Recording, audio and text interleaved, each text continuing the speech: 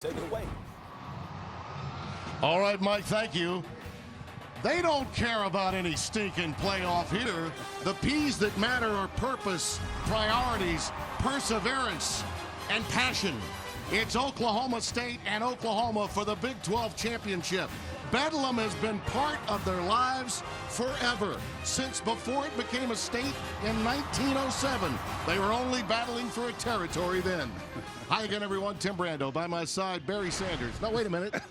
We wanted Barry. We got Spencer Tillman. You played in 4 of these. Yeah, he was faster than I was. Talk to me a little bit about it. Well, the thing about it, it is a true rivalry. I'm jealous of the guys down on the field today, mainly because of what the job that Oklahoma State has done. Mike Gundy, in his 11 years as head coach, has closed that gap. So much so, they can look toe-to-toe to these Sooners in the eye and say, your place or mine. It doesn't matter. And that's good for the series. It's not competitive. It's not a rivalry. That's the difference today. Now the road team has won in each of the last 3. And here come the Oklahoma Sooners.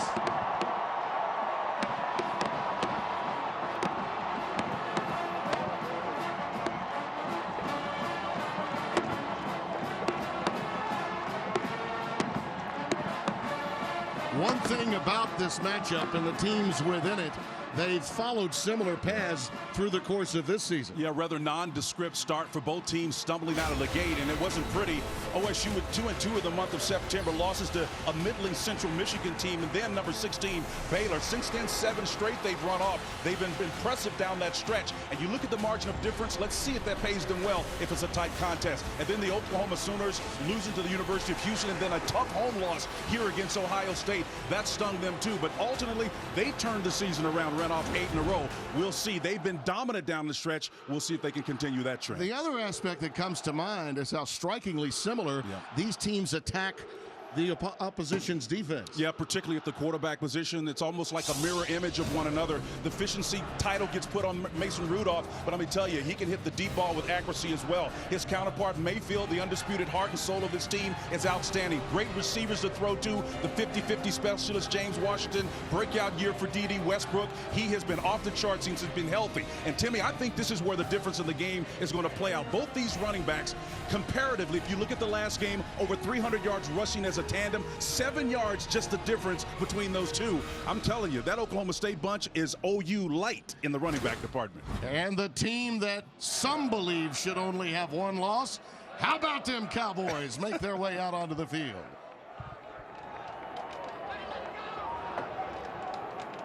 The third member of our broadcast team is one Bruce Feldman, and he has more on perhaps one of the most explosive players in the country. That's right, Tim. Before the season, I talked to Baker Mayfield, who told me he was motivated by the snub of not getting invited to the Heisman presentation last year. Well, Mayfield is a Heisman candidate again, but so is his teammate D.D. Westbrook, their big play man. Westbrook, he said, has brought a world of difference because of that speed and explosiveness to this offense. And Baker said, I know there's going to be a lot of eyeballs on us today. I'm going to do everything I can to try and get him the Heisman. I said, who would you vote for if you had a vote? He goes, it's easy. It'd be Dede. Absolutely. He's got the winning look, and the winning look is sponsored by Coca-Cola. The 111th edition. Throwback hairdos and a 20th century championship. There is more to college football than 4 teams in a playoff. We'll be back.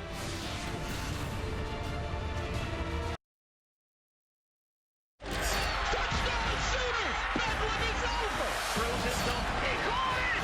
Sooner magic in Stillwater! Tyreek Hill with speed, breaks through. Look out! This is Bedlam!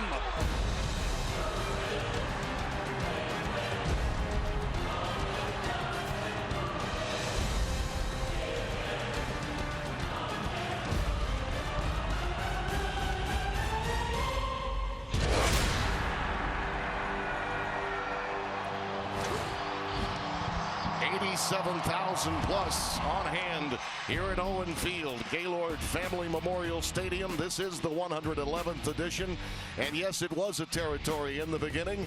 Sooners dominant in the series, but of late.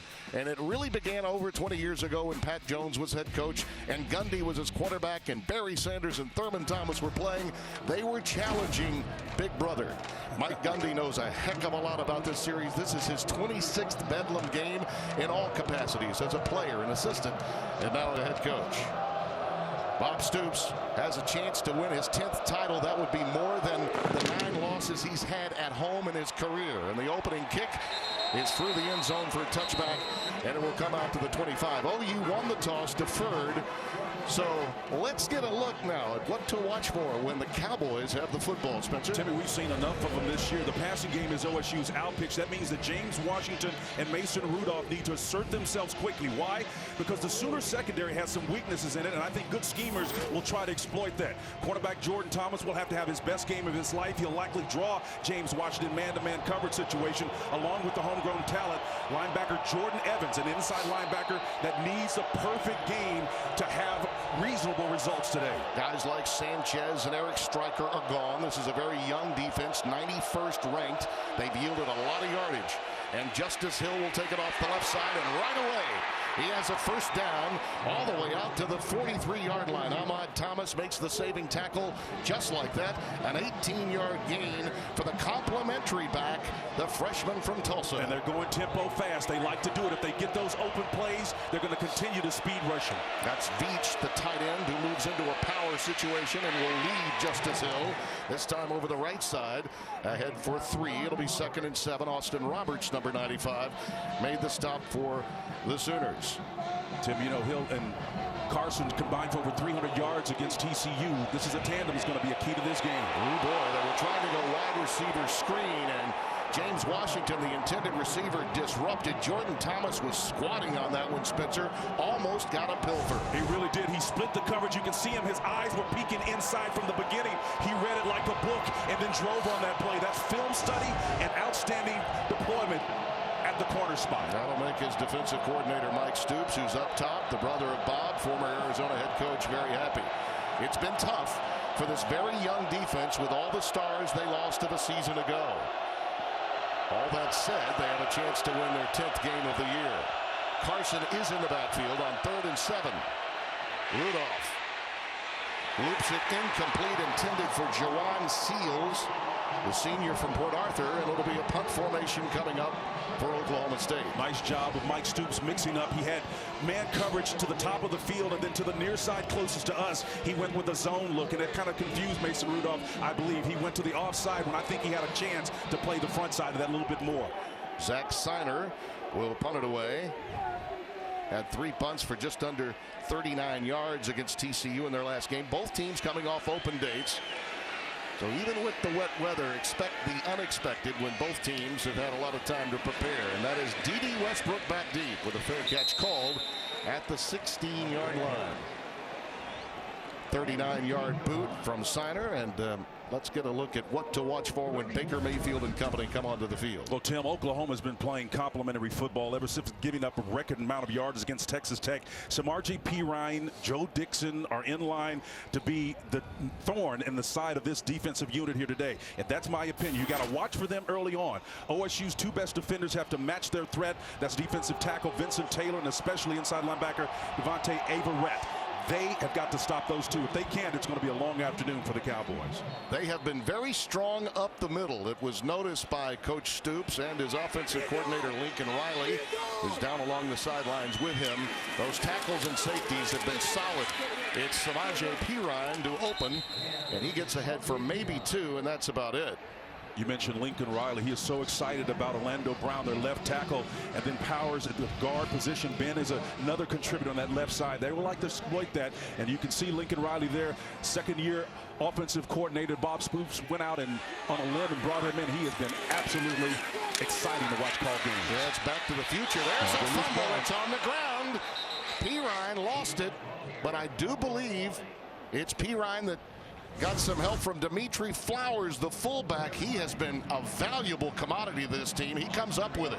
Well, that's one thing that Oklahoma can ill afford to do, because Oklahoma State has perfected the art, Tim, of turning teams over. They're among the nation's leader in that category, and it is a core value for this team. Glenn Spencer and company have done a tremendous job in getting their mindsets ready to turn folks over. They forced 23 turnovers, most in the Big 12, plus 9 in takeaways. Huge part of their success. You're right. Mixon and Pirine now both in the backfield. And on 3rd and long, they swing it out to Mixon, who's become a very effective receiver of late. And he gets just beyond the original line of scrimmage. Trey Flowers, that strong safety that we talked about, along with Jordan Stearns, veteran players, a junior and senior that have really helped Mote Miley and Vincent Taylor, the 2 tackles, comes up with it. And after the transfer of punts, Cowboys figure to get good field position as Seibert prepares to boot it away. Jalen McCleskey is back deep.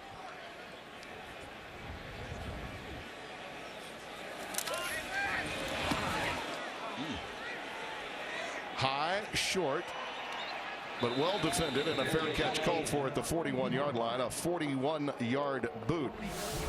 Coming up, James Washington. Watch for him on 50-50 balls. He lit up Oklahoma early last year. What about this season? We'll find out.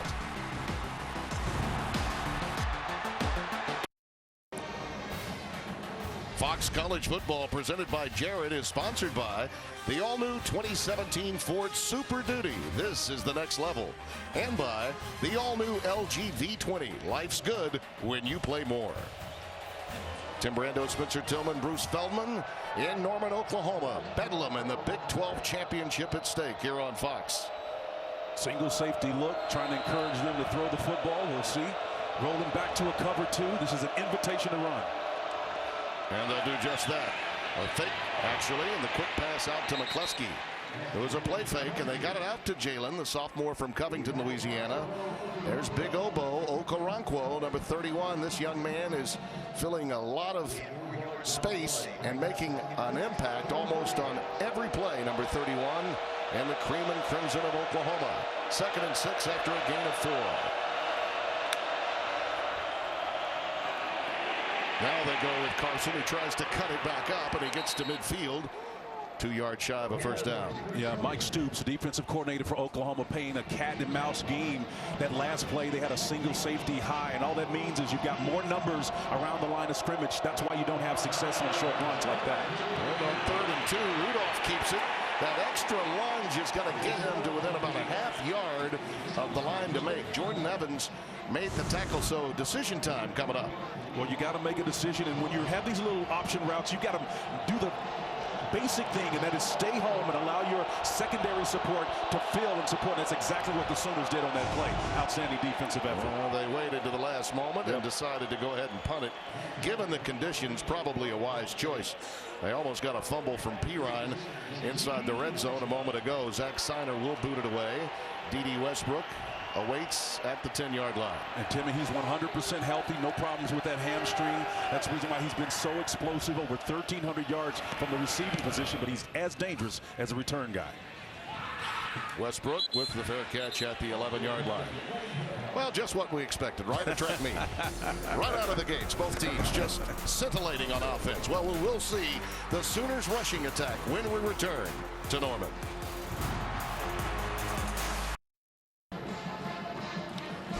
Fox College Football is sponsored by Jared, the Galleria of Jewelry.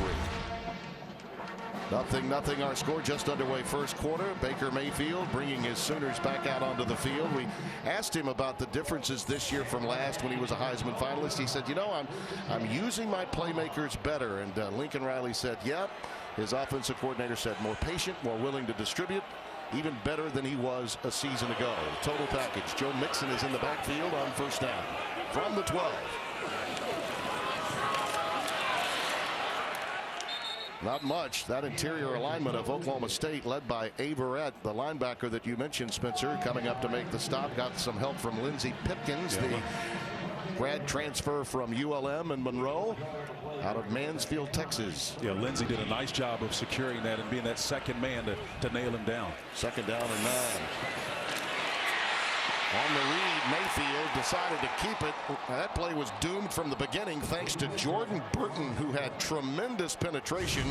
junior from Kilgore. Yeah, number 20 comes off the corner here, Tim, and you can see he reads it and plays it with integrity. By that, his head was on the inside, but he slowed down and gathered himself just enough to make sure the elusive Mayfield could not make him miss in space. Unbelievable tackle against a very athletic Baker Mayfield. Sooners with 5 plays for -4 yards. Backed up now on 3rd down and 15. This will be a consistent and steady rain through the course of the day. 100% chance. Both dynamic backs are in the backfield. This time it's Perine to give them a little bit of room out to the 13-yard line. Chad Widener, one of the real leaders for this team, number 45. Well, Perine is such a load at 235, you know, over 160 yards last time out. His battery mate over 100 yards between them, 307. That's a tandem that you got to find a solution. And so far, Glenn Spencer, the defensive coordinator for Oklahoma State, has bottomed up pretty good. McCleskey is back deep. Seibert to boot it away. Fair catch called by Jalen at the 45-yard line. He secures it after a 42-yard boot. Oklahoma State, 4 of the last 6 years, the winner has determined the Big 12 championship. 2 straight years, the outright title on the line. We've played 5 minutes, a little over 5 minutes, 4 full possessions already in this game, no scoring. And let's take a look at the KFC stat comparison between these two. First quarter scoring, they've been outstanding, and each team's defense has snuffed them out here in the early going. On 1st down, beautiful read by Rudolph, and gets the 1st down, sliding safely at the 40-yard line of Oklahoma. Beautiful call. Got Caleb Kelly, the outside linebacker, number 19. He read it and bit and drove down on it. Nice mesh point read by the quarterback. Outstanding play call by Mike Yurcich, the offensive coordinator for Oklahoma State. Rudolph has really developed into a solid quarterback. And I don't know if there's a quarterback, Spencer, that handles contact any better. Well, he's big. He's 6'5", about 235, Tim. They just fall off him like Ben Roethlisberger. I mean, the guy just shifts him away. The handoff is to Justice Hill. Look at the freshman go inside the 35 to the 34-yard line. And let's go down to Bruce Feldman. Bruce? Tim, Mike Gundy had told me the biggest area Mason had improved in is sliding within the pocket, keeping 2 hands on the ball. Also, in this bad weather, they pointed out, threw 8 touchdown passes, almost 500 yards in a downpour in the state title game in South Carolina in his senior year. By the way, Jordan Evans gets through there to make the stop of Justice Hill there. Should mention that Bob Stoops' son in high school, his 2 sons were playing in Tulsa last night, Union against Norman North. Yeah, the Union Chieftains, along with Jinx, outstanding programs in the state of Oklahoma. They came up on the short end, but he had a couple of touchdown receptions, as you pointed out. Yeah, he's got 2 outstanding young players growing up in the Stoops family. Chris Carson in the backfield now on 3rd down and 1. It's Carson. It's 1st down and more. Ahmad Thomas finally runs him out, the senior from Miami Central. Look at the patience of Carson. Again, he's the bigger of the 2 backs here. He reads it and shows you the vision, the patience to wait till that hole develops there. He's got that ball in the inside hand. If he puts it in the other side, maybe he has that right hand free to fend him off. But that's a tremendous power run by Chris Carson.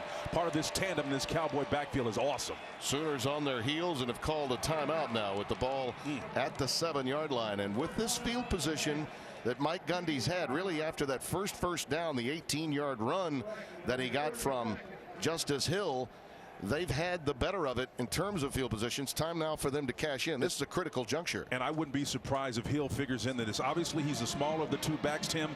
But let me tell you, there's the inside game. There's the emotional part of it. He's from Booker T. Washington, just about 120 miles here in Tulsa. He's an outstanding back. We play well when you're at home. It's an outstanding position for him to be in. This week, start your Sunday with Fox NFL Kickoff and America's #1 pregame show. Then Todd Gurley and the Rams battle Tom Brady and the Patriots. And in America's Game of the Week, Odell Beckham Jr. and the Giants clash with Big Ben. You mentioned Roethlisberger a moment ago. And the Steelers or other regional action. Coverage begins tomorrow at 11 Eastern only on Fox. Carson remains in the backfield on 1st and goal after the Sooners timeout.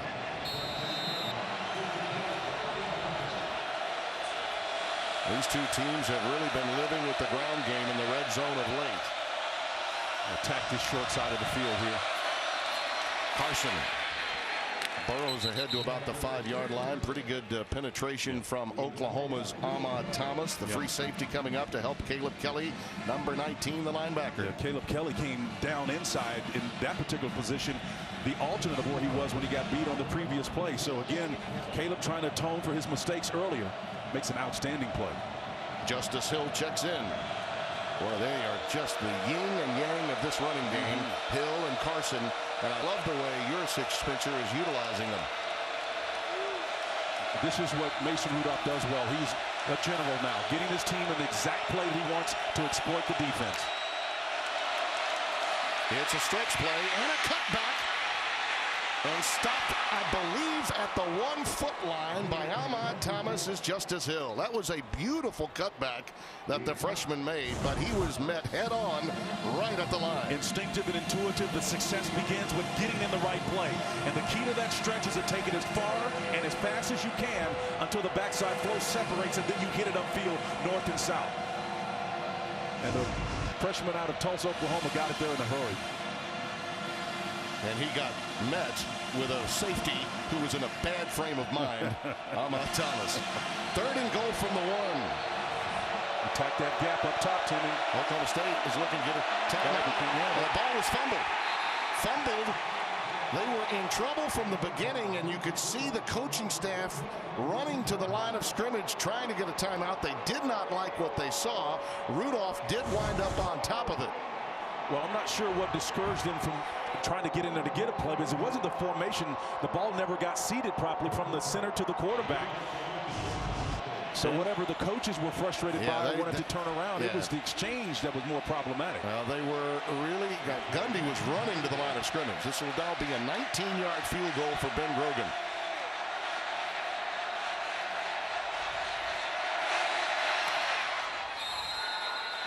And he puts it through. So the Sooners get a little help from a slippery ball on a center snap exchange with the quarterback.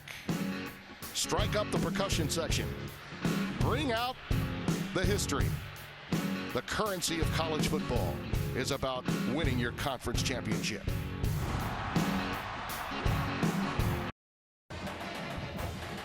Fox College Football, presented by Jared, is sponsored by T-Mobile. Switch to the network built for unlimited data. And by Wendy's Sriracha Bacon Fries, for a limited time only. So an 8-play, 53-yard drive, 3:49, and a center snap exchange problem forces a fumble and a recovery by Rudolph. They settle for 3. And by the way, Oklahoma State is 4-1 this year when scoring first. D.D. Westbrook awaits the kickoff. And it will come to Joe Mixon instead, and he's pretty good at this too. Hammered, though, immediately at the 16-yard line. Outstanding coverage. It might have been Ben Gordon over there. Phillips, that was Phillips that came in there. Justin Phillips. You're right. It tagged him pretty good and smart on the cover and special teams. It's one of the most exciting plays, but you got to be able to get there. 2 months of dominance, number 2 overall in scoring offense. They have been through the roof good, but they've been throttled so far here today. And part of that production, D.D. Westbrook has been huge. He has more receiving touchdowns in the last 8 games, team. Tim, that's 15 than all but 3 FBS receivers in their entire seasons. Yeah. Look at that. That is not a typo, folks. That's what they've done today. All right. And they have not had good field position, clearly. They're setting up shop inside their 20 again. Play fake to Mixon. Looking downfield for Westbrook. I believe they're going to rule he's got it at the 36-yard line for a first down. Nice in-cut, deep route, and Lincoln Riley certainly settling in. Yesterday he told us, and I asked him the question, are you a formula guy or are you a feel guy? Obviously he's got to be a little bit of both right now because it necessitates that they get this offense. So he goes to the out-pitch guy, number 11, D.D. Westbrook. No team is any better, no quarterback better at throwing vertically this season than Mayfield. Nice cut. Mixon And a good tackle in space by Jordan Stearns. We told you this senior has been outstanding. 77 tackles, 56 solos, and 3 interceptions. 6 foot, 200 pounds, and despite understanding you've got a big back in front of you, he makes a tremendous open field tackle. That's where you celebrate. You can do it because you just made one against one of the best. We've got an injured Cowboy down on the field now. Yeah, I think that's Kurt Tucker, the junior from Tucker High School, Tucker, Georgia, is down on the field. And they're tending to him at the 37-yard line. I got a real kick this morning out of listening to the concerns around the country that this game suddenly lost some of its luster, Spencer, because of the Colorado victory. The Washington victory over Colorado last night. Listen, this is bedlam, man. This is a rivalry game. And for either one of these teams to say that you've claimed a title against your rival, that's what it's really all about. We can see if it take place where the injury comes right here. And you can see the collision. You get a big guy falling on top of you. That's Ben Powers, the left guard, that got in there and pounced on him a little bit. I think you guys in '84, when you were on your way to the championship, you were ranked 4th and they were ranked 3rd. Yeah. Correct? They've always played competitive, Tim. And the thing about it, when you look at the way Oklahoma State functions right now, the 11 years that Mike Gundy has been there, he's given them stability. Longest tenured coach outside of Bob Stoops in the conference. And you can see it, the stability of the program across the board. They've made the greatest inroads in terms of, with the help of T-Boone Pickens and the facilities they've got, they've closed the gap. They're spending a lot of money in renovations that will be ready for the spring game this year. We got a good tour of it from Athletic Director Joe Castiglione. So Oklahoma trying to improve their situation here, and are doing so in a very big way. Nixon in the backfield, and he'll take it. Again, outstanding penetration from that interior of the Cowboys defense, and it's Chad Widener again, the redshirt junior, coming in there to make the tackle. Yeah, from Mansfield, Texas, number 45. He's a stalwart in the inside of this defense in the heart for Glenn Spencer, and he roams around there, man, with intention. They give him some flexibility, especially when they're running these 3-man fronts and they know those guards are uncovered. He has to feel and be confident when he does it. 3rd and 9. From the shotgun. Looping it for Westbrook. That's a brilliant defensive play. Outstanding coverage by Justin Phillips. Justin Phillips gets an A for effort there because he was a man coverage, just a 3-man rush, so there was no pressure on Baker Mayfield, and that's a dangerous proposition to give a quarterback who's learned to work within this system. And again, Phillips just there in his hip pocket, defending against T.D. Westbrook, denies him an opportunity, and the Sooners to advance the football. Punt time for the Sooners. Austin Seibert will get it off around his 25-yard line. McCleskey awaiting at his 25. And the fair catch is made at the 30-yard line by McCleskey.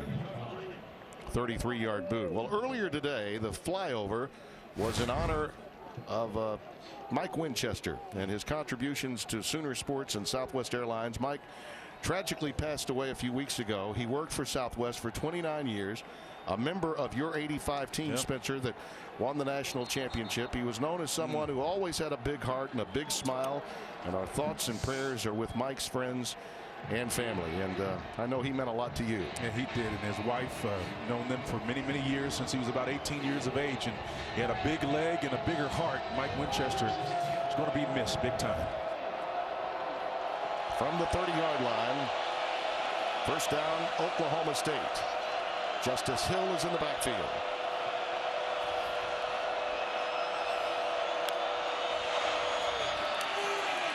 Bingo, just like that, lightning quick. Yards after contact, and he's got it down to the 35. A 33-yard jaunt. Jordan Evans with the tackle.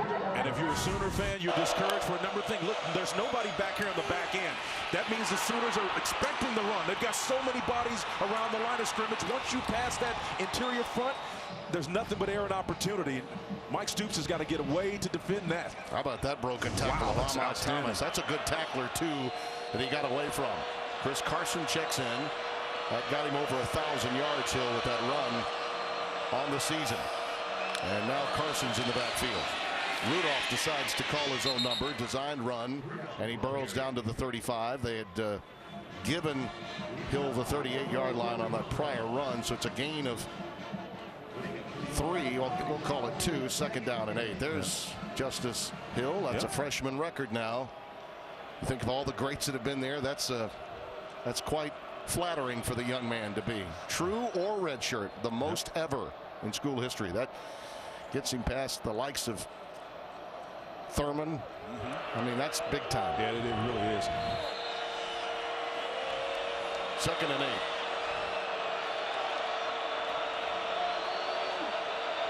Rudolph again getting him in the correct play.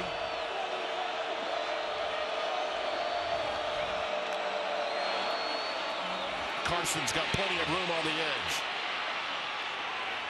Pretty good defensive support from Jordan Evans. Forced him to cut it back in. Took it away, but initially that play looked like it might go for more. Evans was the last line of defense around that right side, and again they had the numbers to match up. But whether it's Carson or Hill, either one of them, I'm not going to belabor this point, but remember, Hill was not even on the radar for the Oklahoma Sooners as a prospect out of Booker T. Washington in Tulsa, just about 113 miles here from Norman. He's playing with a little bit of chip on his shoulder, even though there was Carson in that last carry. Hill, I think, is going to have an outstanding game. You know all about those chips on the shoulder. And here he goes, bouncing off another. He's got a first down. Flags down. Back at the 33 as he is rustled to the ground at the 15-yard line again by Ahmad Thomas. Well, it may be holding here up front. And again, anytime a guy gets through that mush of players with so many people around the line of scrimmage, it's typically going to be a holding. Holding, offense number 60. 10-yard penalty from the previous spot. Replay, third down. Brad Van Vark is our referee. It is the right tackle Crabtree that's nailed here. Well, you can see him right there on the reach. He's got a double team working with him, but he goes outside, and I don't know, that's a little picky call for me. It's kind of hard to see from that angle, but he had a tag or a team block and then came off to help against one of the secondary smaller men. They'll get you when you're weighing nearly 300 and blocking a 170-pound guy, but it's kind of tough to see from that angle. It was sold well by Emmanuel Beal. Carson remains in the backfield. Plenty of time, and that pass almost picked and then almost received. Jordan Evans absolutely had it. I think he was looking ahead for pay dirt. And then after he missed it on the tip drill, Jalen McCleskey almost reeled it in. Pop was saying, son, you needed to have that one. I mean, Evans really had it in his gun sight. He read it properly. Just a little zone, sit down. He just steps right in front of that one, thrown right to him in the numbers, and he just drops it. Sooners could really have used that turnover, Tim. He had visions of pay dirt dancing in his head. D.D. Westbrook is back deep inside his 10. Signer goes with that end-over-end approach this time. And it lands as it typically does, a little like a pitching wedge. 30-yard kick, but very effective, backing Oklahoma up. They've been backed up the entire first quarter of this game. Well, tonight, live in the Octagon, it's the Ultimate Fighter, a Tournament of Champions finale. The UFC's #1 pound-for-pound fighter, Demetrius Johnson, will put his belt on the line against the winner of the Ultimate Fighter, Tim Elliott, plus coaches Joseph Benavides and Henry Cejudo. And Cejudo will battle it out. The Ultimate Fighter finale is coming up tonight at 7 Eastern on FS1. From the 12-yard line, it's 1st and 10. Sooners are finding themselves in an ultimate fight here again against a defense that, for the most part, kept them in a bottle, especially the run game. That balance lost for Oklahoma. Under a minute to play in the quarter, and it's a quick pitch to the wide side to Pirine, and Trey Flowers runs him down. Well, from Converse, Texas, and they produced a lot of great players. You're going to see number 31 come and play in space. Pirine, you know, these guys are young, and Pirine's a great back. No one can take that away from him. When you've got the ball in your near hand and a guy is attacking you, you've got to protect that ball, place it in the furthest hand away from your body so you can have that left hand free to fend them off. And maybe you can break that at 235. At least you got a better shot. This Oklahoma State defense held TCU to 6 in a game we had a few weeks back. They've been outstanding of late. Pirine in the backfield, play fake to him. Now Westbrook. He's got it. It's a first down out to the 30-yard line. Yeah, Pimpkins was there on that corner, and That was a nice job of reading, beating man coverage. And got a little extracurricular going on here. A little salty action going, man. That's still that's the woofing bedlam, going Timmy. on. That's bedlam. That's bedlam.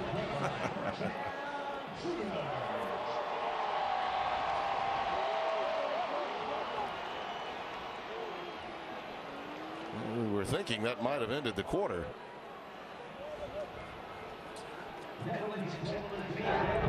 That's the end of the first quarter. I think Brad Van Vark decided, you know, maybe we need our guys to cool down a little bit after that play. Oklahoma and Oklahoma State going for a title in the Bedlam Series. Cowboys lead by 3 through 1.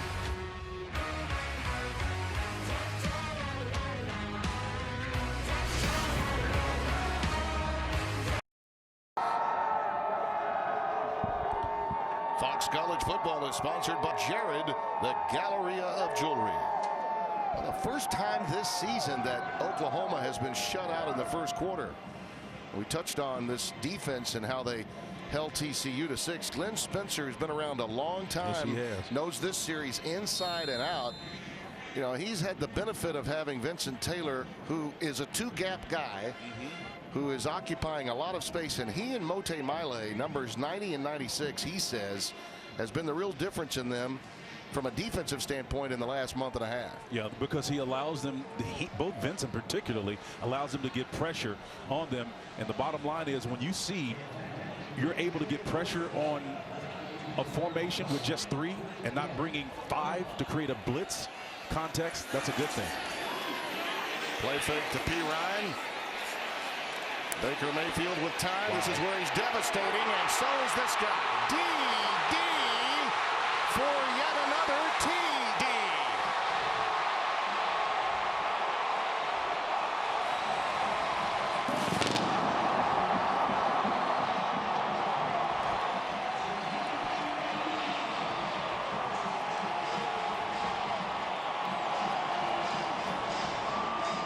Darius Curry, the cornerback, was defending number 2, and again, that's a mismatch. He turned him around, and Westbrook stayed active and did exactly what he needs to do. If your quarterback starts to improvise, you go lateral to the line of scrimmage with him. Westbrook comes open, and then that after the catch factor that we talked about in the pregame paid off again. 16 total touchdowns. Westbrook, a Biletnikoff and Horning finalist, has had a remarkable 8-game stretch. And yet another example of what Mayfield can do when he ad-libs. The instinctual part of the game. 2 guys that can make big plays, and they answer the bell after being shut out in the first.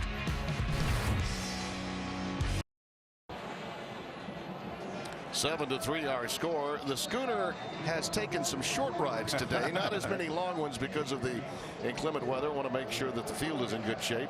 Didi's running all over it, though. 16 total touchdowns for him, and 12 of those, by the way, passes over 40 yards. Chris Lacey, an outstanding receiver and special teamer, takes the kick, and it's out well beyond the 30 to the 31-yard line. They'll rule him out of bounds, and let's go down to Bruce. Guys, yesterday afternoon I visited one of the Oklahoma coaches who said they have a big play tape. They have shown the Sooner receivers of about 65 plays Oklahoma State's defense has allowed, and that coach said, we really think we can take advantage of it and hit some big plays. Look for Didi to get cranked up tomorrow. Well, they must have taken a look at it in the exchange, because Oklahoma had just 40 yards on 12 plays in the first quarter and 69 on 1 to open the second quarter. Well, another example of what Glenn Spencer, the defensive coordinator, was concerned with. You get good pressure, then all of a sudden it becomes an ad-lib job, and that's where you can get beat. Washington, the intended receiver, that pass was thrown a bit too low by Rudolph, and it falls incomplete. He was right there, though, on the slant, and he's their big play guy. Yeah, for him, I'm still going to say that that's a rare drop, because that's good enough for him to make that play. Yep. And we've seen James make that play many times before. Jordan Thomas was defending on that one, but that was just a miss. It came right between his hands, more than a makeable catch there. 2nd and 10. Hill, the setback. Blake Jarwin, the tight end, shifts into the backfield. And will lead block here for Hill. Spinning, turning, and churning ahead for 2. 3rd down and 8 coming up. Caleb Kelly making the stop. Caleb has really been strong after his misstep early on, and Mike Stoops, the defensive coordinator, said one of the things they primarily got to do is get their run fits. Each one fits in that gap, in that space. Sooners playing good run defense right now. Well, you see the rushing yard story. It's all been Cowboys, but they have not been able to convert inside the red zone. They had to settle for 3 after the center snap exchange at the 1-yard line. 3rd down and 8. Carson, the setback, out of the shotgun for Rudolph. Sooners committed to stopping the run with their numbers. Blitz coming from the safety, and it disrupts the play beautifully. Kelly was coming, the linebacker. Pass intended for Washington again, but Mason just had to unload that one. Mike feeling really emboldened with number 19 here. Kelly coming off the outside, takes on Carson, sheds him. Carson can't see Rudolph trying to evade in the background, and that's just a tremendous job of reading by Kelly. You can see, here's Mike Stoops right here. He's a live wire, man. He's like a lit fuse racing to a point to explode, and I mean that in a positive sense in terms of getting emotion. You're not going to find anybody more engaged and wants his defense to do a great job. This is the 4th punt for Oklahoma State, 7th in the game. Westbrook is back deep and will call for a fair catch at the 30-yard line. Baker Mayfield and D.D. Westbrook. He said he wanted to throw him to New York. Just get an invite. Well, right now he's thrown him to the lead in Bedlam.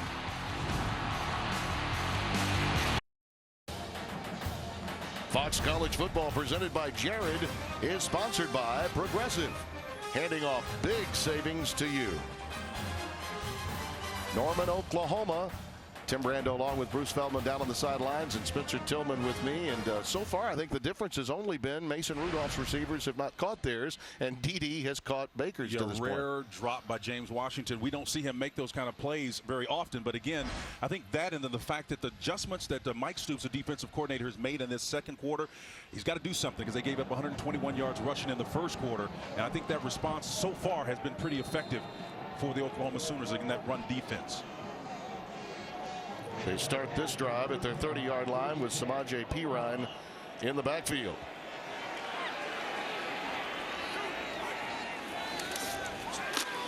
Play fake. Mayfield rolling out of the pocket and looping it deep in a busted coverage. It's Dimitri Flowers.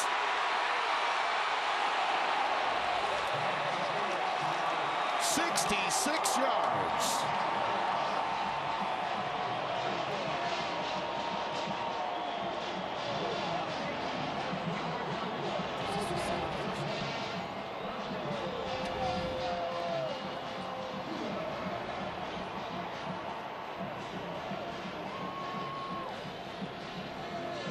Perine and Mixon now hustle in. It looked as though they were going to go tempo. Now they've slowed things down just a bit. 1st and goal from the 3.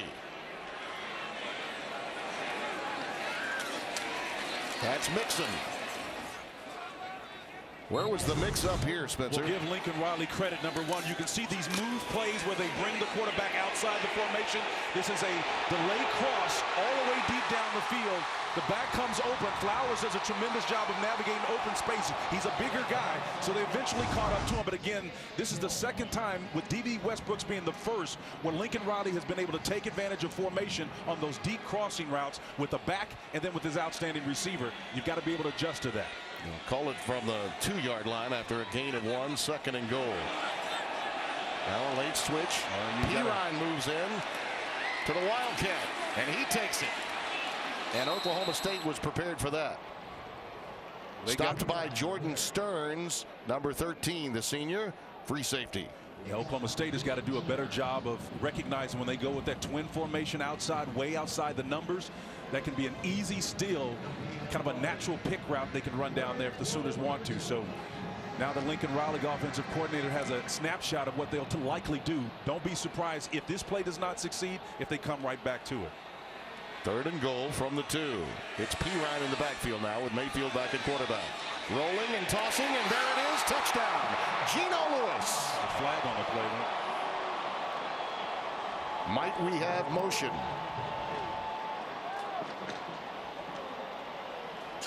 Fireworks going off, but you're right. We do have a flag, and it was thrown immediately.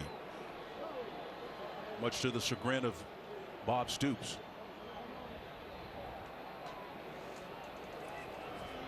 Brad Van Vark with the long conversation. Pass interference. Offense, number 11. 15 yards from the previous They got stop. Westbrook on pick. Third down. And he can't believe it. A lot Stoops of times, cannot believe it. Yeah, a lot of times, we see what he does when he's got the ball in his hand. But here, number 11, obviously from the officials on the natural pick, you got to sell that a little bit more. I mean, the thing you want to do is you got to act, Timmy. Yeah. You can't put those arms out there. Well, like not only you're that was a post up. Yeah, exactly. He got the derriere in position, he was backing too. it in. He was the low post action, man. Holy cow. You got to sell that one. Yeah. And you'd think a senior, the veteran, that was obvious. Yeah. It was a good call by the officials. He got his sports mixed up there. He was posting up, man. Well, that really backs them up. It's a huge call because in this game, a 2-score lead is big. That pass is called incomplete. Wow. Should have been a touchdown. Mixon dropped it. It was right there. On Right both between sides. the 2 and the 5. Now, that's a rare drop by Mixon, and we talked to Lincoln Riley, their coordinator, yesterday, and you can see him out of the backfield. He's going to come up here, and then a little out route beats the coverage. I mean, he's got it, man. Right? You can't miss that. He's got hands like a wide receiver. I mean, he's going to be an elite, next-level player to be sure. That's actually the part of the game, his receiving in the red zone, that Lincoln Riley's been most impressed with of late. Seibert will now try a 34-yard field goal. A big break for Oklahoma State. Both the offensive pass interference and then the stop to hold them to 3 after the 67-yard, officially we're going to call it, throw to Dimitri Flowers. He got them in position for a touchdown. Strange things happen when it's slippery when wet.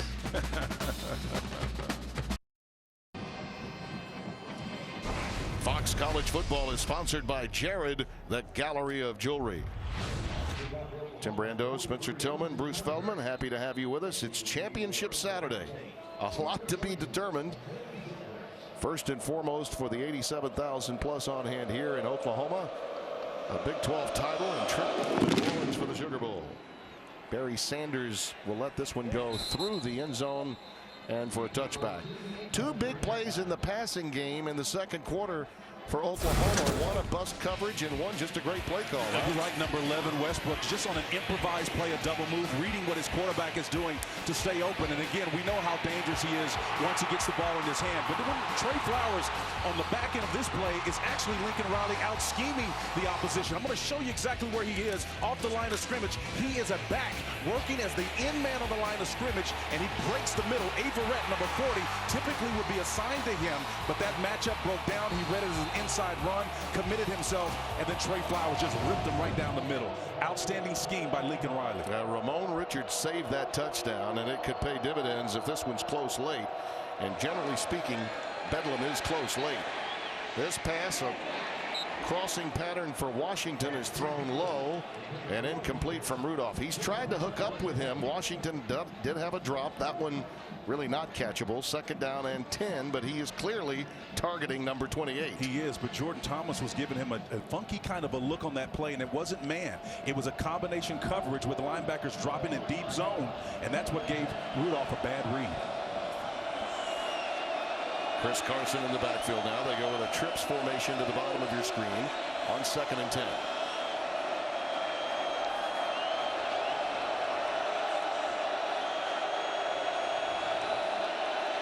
They're going to have to get a timeout. Yep. Did not like the alignment and decided to take a timeout with 11.5 remaining here in the second quarter.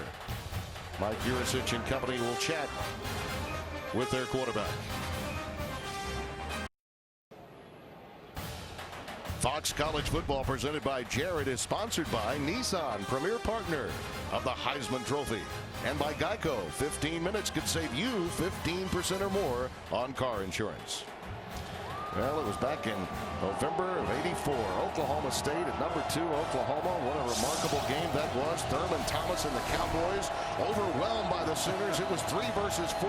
And Leonard Spencer Tillman rushed for 102 yards and a couple of touchdowns after Keith Jackson had the touchdown catch.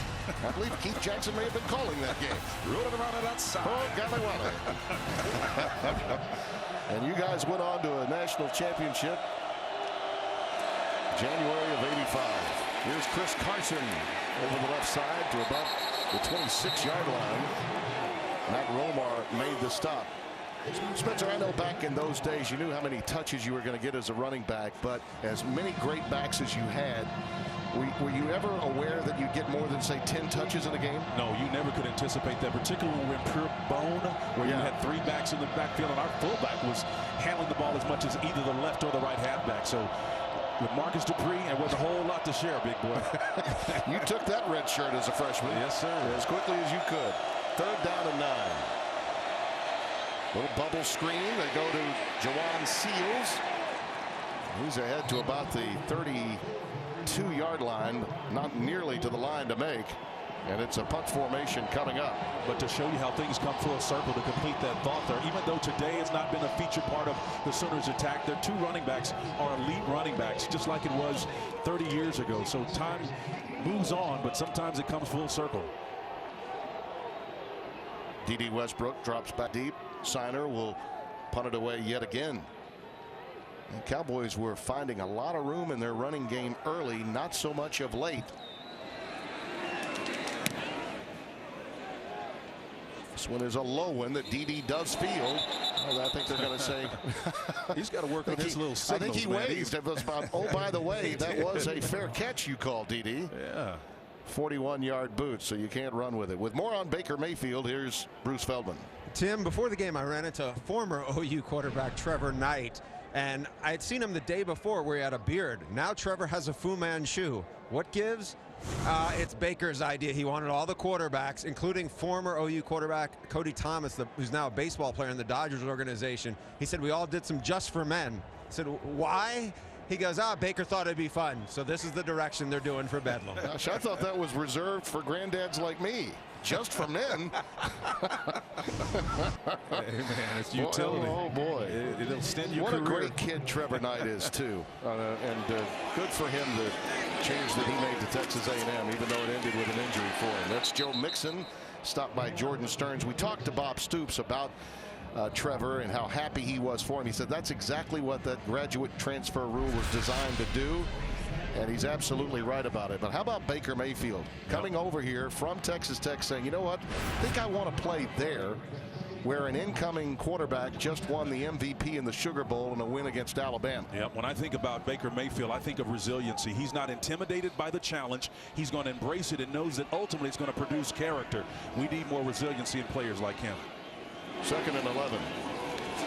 Nice cutback by Pirine. Samaje is met at the 35 by Calvin Bundage, number 1. That star linebacker with a heck of a hit. Yeah, he's from Edmond, Oklahoma, up north here, and you can see Pirine does a nice job of hugging that 0 block up front. But man, what does he get tagged big time by Calvin Bundage? Puts that head down, and he gives him a nice shoulder shot too. It almost came head to head as a matter of an incident. But as far as Bundage is concerned, Calvin came in and just nailed it. Good, clean hit. 3rd down and 3. Edmond, Oklahoma, the home of Oak Tree, one of the great tracks in all of golf. D.D. on a little jet sweep action has the 1st down to the 40-yard line. Trying to get him the ball in a variety of ways. Cole Walterscheid, number 82, made the tackle. Yeah, but watch Cole. I mean, one of the things that he did after the initial contact, he stays active. Walterscheid doesn't give up on the play, and that's how you run and chase and make tackles. I'm telling you, because you will have an opportunity against this team. You may never know where this athletic talent will come back towards your way. Statistically, that goes as more passing yardage. D.D. now 4 receptions, 111 yards. On 1st down, it's Mixon. Well, if you don't make that first tackle in space, then you're going to give up a lot of yards. Yeah, Trey Flowers ushered him out. A healthy gain there.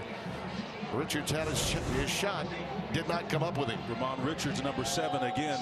He was on the outside, and he had pretty good technique, except he should have had his head on the outside. Again, to make your point, you cannot tackle this guy haphazardly in that way. You've got to come, keep his waist in your eyesight, and tackle him above it.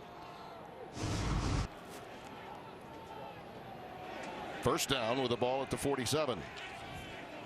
Oklahoma State dominated the first quarter, but only got 3. It's been all Oklahoma in the second. They were going with a little trick play, and in so doing, had a little mix-up between Mixon and Mayfield on the pitch back. Almost turned it over. I'm not sure if Burton, number 20, here scared him a little bit on that mesh point. You did nailed it correctly. It was a trick play intention, but if you're back and you see number 20 screaming off that side, you know you got to turn your back to pitch it. The time that it's going to take him to get there, man, that's a risky play. So understand what the back was trying to do to protect that play. After the loss, it's 2nd and 16. Again, 3 wides to the top of your screen with Mixon in the backfield out of the gun. Mayfield on the cross. It's Westbrook again. Those seam routes are so good, and boy, he got nailed by Stearns. Yep. Jordan Stearns. I don't know that the pass, did he hang on? He got hammered. Well, Jordan Stearns sternly put his helmet right. No, he lost it. It's an incomplete pass, but yeah, that fans are booing Spencer, but there's nothing wrong with this hit. Yeah, you got to be concerned here. They're going to take a long look at this hit. I hope he's okay. I sure hope he's okay. Well, I'm not going to speculate, but I've seen plenty of hits like that. That's not a good hit. But I got to tell you, he got him with a shoulder. Yeah, you're right. He did get him with the shoulder. And he did lead with the crown of the head. I'm not quite sure how no flag was thrown. I saw shoulder. Yeah, I'm not suggesting that he didn't hit him with his shoulder, but look at the crown of the head. Again, no question. The head is down, but he did hit him on the shoulder. So to me, that's a clean hit. Yes. But it's really about what happens when you fall after that, and you have to look at the flight of the head as it hits the ground. I mean, yeah, there's no denying vulnerability. Yeah. I mean, there's no denying vulnerability here. No, I'm not suggesting that he was defenseless at all. What I'm suggesting is after the hit, when his head falls to the ground, that's what I'm looking at if I'm Oklahoma. I'm concerned about that. Well, let's go to Mike Pereira back in our Los Angeles studios. Our replay official, David Ames, no doubt taking a long look at it. Mike, what do you think?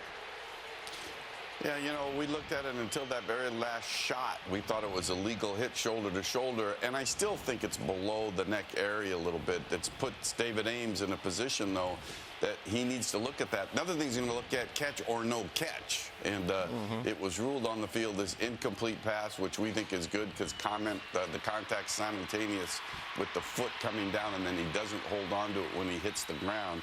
But, you know, to me, is this enough for replay to put targeting on?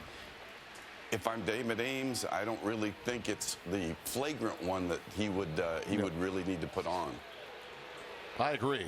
And Westbrook, obviously, the good news is he's up on most of his own power, making his way back to the sidelines, responding to some of his teammates. It was a very difficult moment. When you saw the hit, it had a drastic effect visually. But Stearns hit him with his shoulder.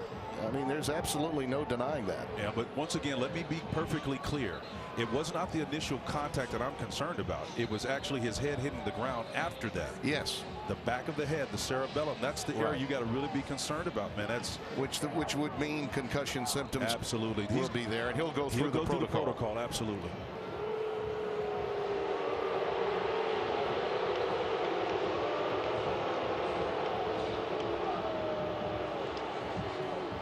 To a much less significant point, you've got your elite player that's out of the matchup, and that certainly makes Glenn Spencer's task a lot more easy. That's why these fans are booing. I get that. They also believe that targeting should have been called, and that would be an error. 3rd and 16. Mixon is in the backfield, out of the shotgun. Mayfield under pressure, gets away and throws it incomplete, almost picked off by Ramon Richards. Pretty good read by Ramon. He was looking for Jordan Smallwood, number 17, the redshirt junior from Jenks, Oklahoma. Kenneth McGruder Ederson, number 3, and then number 7 did an outstanding job of forcing the issue with Baker Mayfield and then paying it off Richards on the back end, making a nice defensive play. So 3 and 7 combining for a nice defensive effort for Glenn Spencer's stop unit. Sure, Bruce Feldman will be busy at halftime trying to find out for us the status of D.D. Westbrook. But you're right. I think it was the hit of the head on the turf that probably potentially could be more problematic. McCluskey is back deep, calls for the fair catch at the 10 off the boot from Seibert of 43 yards. They're still not happy about that, are they, Timmy? No. And I'm sure we're being lit up on Twitter.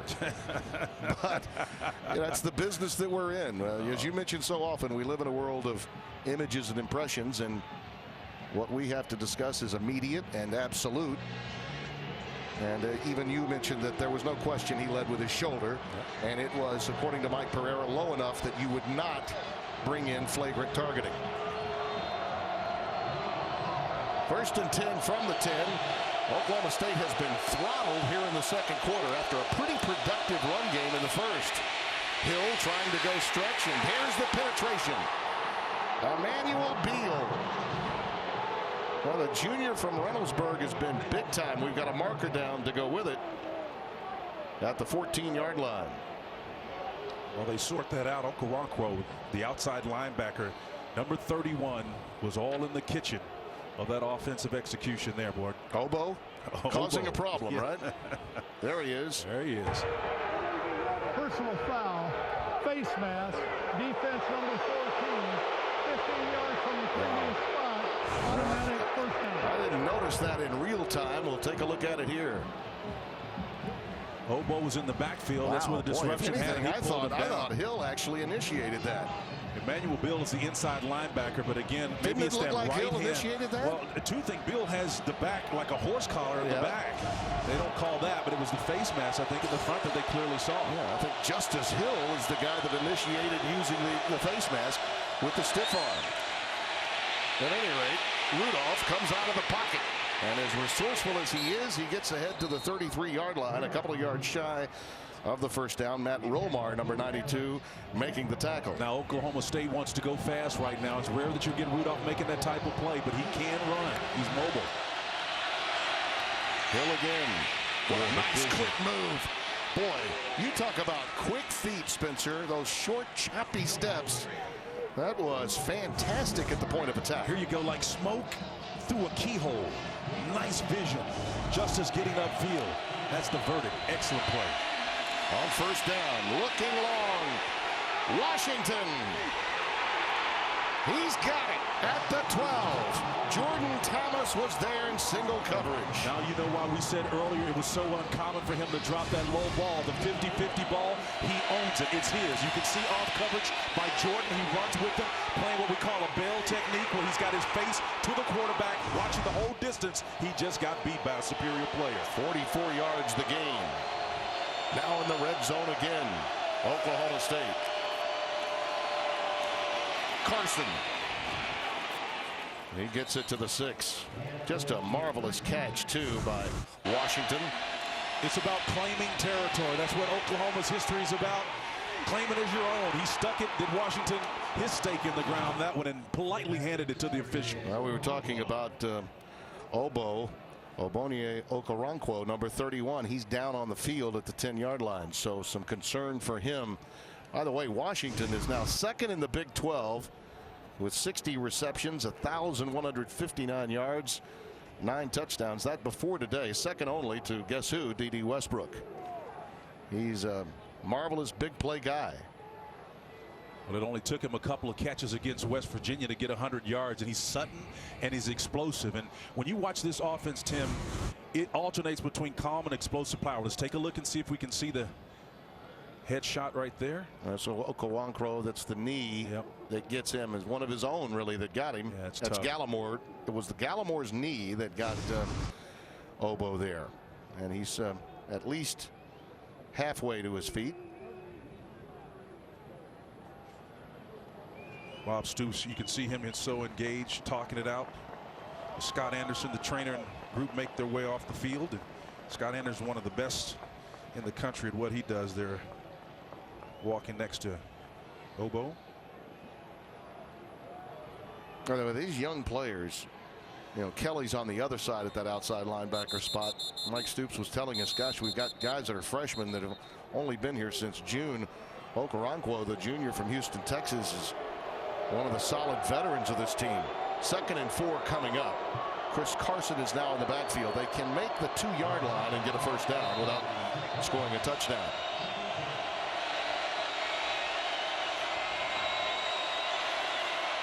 McCluskey in motion. It's Carson. And he just rumbles into the end zone. Touchdown, Cowboys.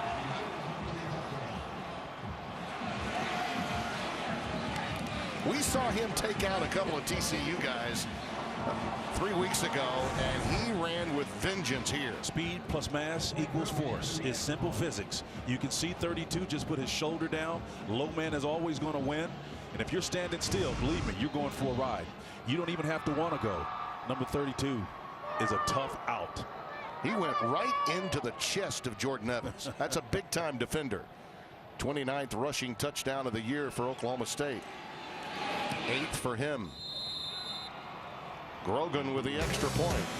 It all began with Washington, National Player of the Week after catching 9 for 296 in that big win against Pitt. That was the explosive play, and look at that. They play for keeps in Bedlam, and we're tied at 10.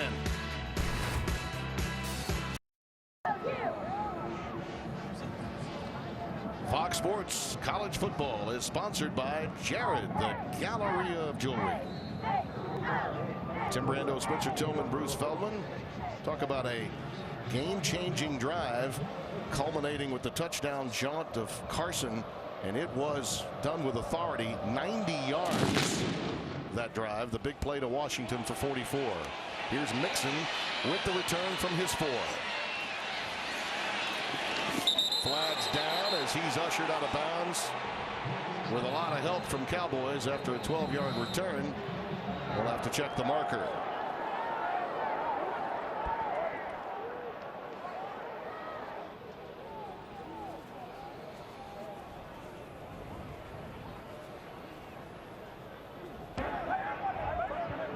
Holding, receiving team number 45. That penalty be half the distance to the goal. First down. That's Carson Meyer, reserve fullback, the guilty party. And once again, Oklahoma will begin deep in their own territory. We'll see. It's number 45 right here in the back. Yep. And when a guy passes you, the best thing to do is just let him go. He takes his hands off, but it's a little bit late. The infraction had already occurred. By the way, it was Justin Phillips he was holding, who had on the last kickoff nailed Mixon, I think, after about a 10-yard return. So, well, there's a narrative and a storyline that carries over from play to play in Bedlam. I can guarantee you that. So no Westbrook. He's gone. Yep. The ball is at the 8-yard line. Samaje Perine, again, the running back. Glenn Spencer's mixing it up. And it's Samaje going over tackle to about the 12-yard line. Stopped by Chad Widener again. Glenn Spencer, the defensive coordinator for Oklahoma State, is mixing things up much like Mike Stoops, his counterpart, did in the second quarter early. And you can see showing early dividends on this first play. 9 bodies ultimately around the line of scrimmage, sacrificing the safeties. Play action looks like it could be an opportunity. 2nd and 6.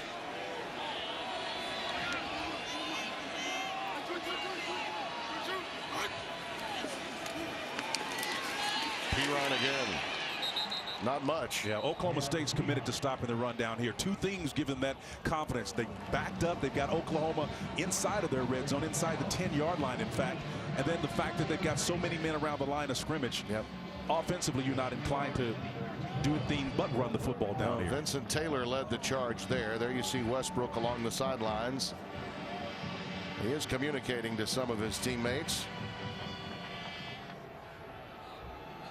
Perine remains in the backfield on 3rd and 5.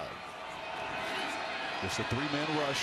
There's another drop. This one thrown a little behind Smallwood, and maybe he was feeling the heat from a potential hit similar to the one that D.D. Westbrook absorbed, and he let this one go. Yeah, but Jordan's got to catch that ball. You can see it. It's one of those where if you're the quarterback, Mayfield, you want to put that ball in his back hip, particularly if there's a guy defender in front of him, which there was. You've got to be able to catch that. Smallwood, that's a big miss.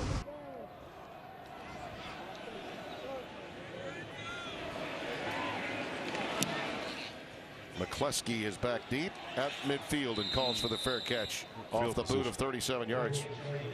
More solid, and I do mean solid field position for Oklahoma State. Let's get back to Mike Hill in Los Angeles. Coming up on the State Farm halftime, Wisconsin and Penn State for the Big Ten Championship, a preview from Indy, how Virginia Tech could upset Clemson, plus highlights of Navy still in contention for a New Year's Six bowl bid. West at the half, but right now, Tim and Spencer, back to you. All right, Mike, thank you. Yes, let's just say that all of college football's postseason could be a debate at the conclusion of tonight. Gnashing of teeth. Yes, anger, angst, bitterness. Oh my, plenty of it. Justice Hill is in the backfield out of the gun. Rudolph hands it to him, and he cuts it back in, maybe only a yard, perhaps two. Stephen Parker, number 10, making the tackle, the junior from Jenks High School, Tulsa, Oklahoma. I think Mike Stoops has settled in, and he's figured out exactly how he wants to approach this. Stephen Parker, the strong safety, paying off the move, the tweak, what they're doing defensively. Rudolph, his receiver slipped. Yep. Washington, as he was trying to make his cut, slipped. Jordan Thomas actually had the best look at it, and it fell incomplete. Yeah, during this steady downpour versus soft coverage, respecting his speed, you can see he cuts on that outside foot, trying to turn the opposite direction, and just loses his footing. Rudolph is 3 out of 10 for 53 yards. The big one, of course, to Washington moments ago. 3rd down and 8 here. His tight end, Blake Jarwin, is now moved into the H-back position in the slot to the top of your screen. Yeah, I like Washington doing this. He goes to Chris Lacey, who has been an outstanding receiver of late. A big-time, big playmaker. 9 yards and a first down for the junior from DeSoto, Texas. Yeah, they got it on the out route, just a simple catch, and that's a nice next-level catch there over the shoulder. Nice pitch and catch. From the 39, Carson again. He gets better with time. He's one of those guys, just feed and fanning. Give him like 25 to 30 carries, he only gets better. Jordan Parker knocked him out. That's 12 yards and another first down. There's an old country song like yesterday's Ron, get better with time, and he's exactly that. When you feed it to him late, he gets stronger, gets more tenacious, and hell-bent on scoring. What a talent to watch. Zach Veach has come in now, number 86, in that backfield, along with Justice Hill. And he will lead Justice. Boom. Yards after contact, and another first down. Just shy of the 15 of OU. Ahmad Thomas again will be credited with a tackle, but that's 12 more yards. There's a lot of stuff going on in this play. Justice was patient, ends up running in the back of one of his own men that's trying to make a block outside, but you saw the combination of speed and the ability to finish a run by Justice Hill. Oh boy, he just lost it. He had the zone read working. Okoronkwo came in to cover him up, but Rudolph just dropped the ball there after the read. Yeah, Will Sullivan was there to jump and pounce on it, but again, the ball is slick out there. Mason's got to do a better job of handling it. 2nd and 12. A little late substitution. I'm going to call a timeout on this. Gundy was thinking about better it, snap this ball because they've got a wide open opportunity on the short post.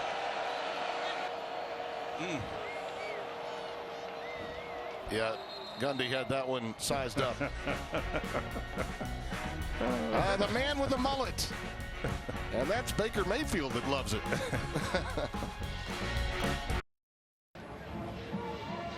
Sometimes you wonder why timeouts are called. Bruce Feldman's got the latest on the most recent one. Yeah, Tim, so much no huddle here that it didn't give the refs a chance to change balls, and so you had a wet ball that was for like 4 straight snaps. They did swap it out now. Let's see if Mason Rudolph gets a better grip on it. Carson is in the backfield. They go bubble screen to McCleskey. Oh, nice move, and he breaks it outside. He gets that down on his own. He may have the first down. Well, he could be just a little short of it, but not. I mean, that was a wonderful play, and he did a lot of that, Spencer, on his own. He did. The corner boundary, Jordan Thomas, number 7, he made him miss in space. 3rd and a yard. Blake Jarwin back in 47. He will lead Carson. Oh, it's a play fake, and it's Rudolph for the touchdown. How about that? Just a remarkable play fake on that read by the quarterback, Mason Rudolph.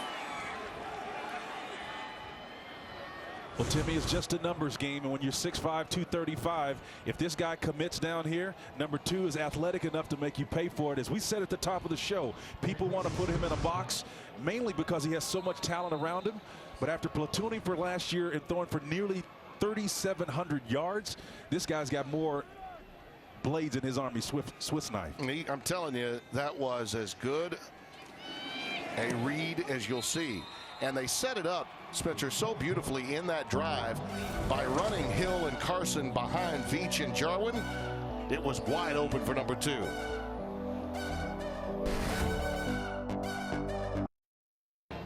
This is rushing yards.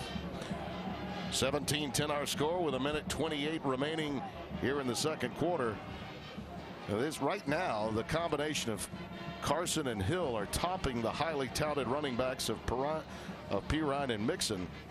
Combined, Carson and Hill with 154 to only 29 yards for Samaje and Mixon. The big plays for Oklahoma, Spencer, had been coming from Mayfield and Dede Westbrook. And I know Bruce will be busy at halftime trying to find out what he can, but one must think that concussion protocol is underway with Dede. No doubt about it. Mixon is waiting on the kick from Amendola.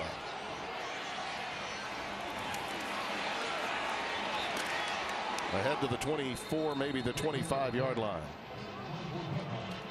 Cowboys just took the lead, and this once one-sided rivalry is no more. The last 5 games, OU's outscored them by only 10 points. By the way, you wouldn't want to look at the scoring margin back in 1904, 1905, 1906. First 8 meetings, it was 240-0. But back when it was Oklahoma A&M, and Oklahoma was not a state, it was a territory. Well, fortunately, millennials don't care about what happened in the past. They care about what's happening right now. And I'm telling you, as we said at the top of the show, what makes this a rivalry is the stat that EB just pointed up there for you, our producer. This is a different context right now. This team believes, Oklahoma State, that they can compete, your place or mine. That's why it's a rivalry. 1st and 10 for Mayfield. Looking to get vertical again, goes with the shallow cross. It's Mixon coming out of the backfield, tripped up by Justin Phillips, who's had a whale of a first half, and he's slow to get up as they'll set up shop at the 31-yard line after a gain of 7. 2nd and 3. 2 of your 3 key guns, both at the receiver and running back position, have now out of the game and off the field for the Sooners. Pirine. Well, that's more like it. Run game that has to be effective for both of these teams. Well, on the Mixon play, it was really just an option route where the back is coming out of the backfield. He beats the defender, but you can see that ankle gets rolled up on. Yeah, it does right there. It gets rolled up on in that previous play. It's that right ankle. 12 yards on that last play. So the ball is at the 43, 1st down. A lot of times when backs are running in space like that, you're extended and have that leg out there, and the dead weight of a defender falls on it. Well, that's a tough spot to be in. Just a 3-man rush. Mayfield flush from the pocket, looking for help, and he finds it. It's Jeffrey Mead. Gosh, he is so good when out of the pocket, and his receivers come back to help him. Mead played the role of Dede Westbrook right there. His 3 biggest plays have come on similar plays, whether it was Trey Flowers or Dede Westbrook. You can see this is the latest when Kenneth Magruder Edison was the one that broke the coverage and was able to recover enough before the big play. Here's Pirine. And he's dumped inside the 10. Huge drive here for Oklahoma to answer prior to the intermission. Jordan Stearns made that stop. You're watching some old school football right now, because if the score as tight as it is, these coaches particularly the offensive coordinators. Lincoln Riley for Oklahoma is keeping some plays in his back pocket and exploiting them when he needs to. Here's the play again. You can see versus a 3-man rush. This is what Baker does exceptionally well. Averett is coming, but a little bit too late before that ball is out of there. Another significant game off of a broken play and an athletic quarterback able to convert. But I know Glenn Spencer, the defensive coordinator for Oklahoma State, Spencer is thinking, all right, listen, if Mayfield is going to make some of those plays, we will handle that. Yeah. Okay, it's what we do here in the red zone that matters most. And we go back to influential plays of the first half. The drop by Mixon in the end zone is a huge play. And there's Glenn Spencer right there. He's one of the best in the business. And Timmy, he knows this. When the further you get down in the red area, everything compresses. And typically, about a third of your plays are going to go out your playbook, so it's going to help him. Coming up, it's the State Farm Halftime Show with Mike Hill, Matt Leinart, and Brady Quinn. Brady the Mighty Quinn made his way back from Santa Clara last night to be in the studio. He's working that plaid today like he was yesterday. He's looking, he's a clothes horse, man. That's a good looking kid. Well, Rob Stone and a few others have made their way to the Big Ten championship for tonight on Fox. Mayfield over the middle. That is a touchdown. Geno Lewis.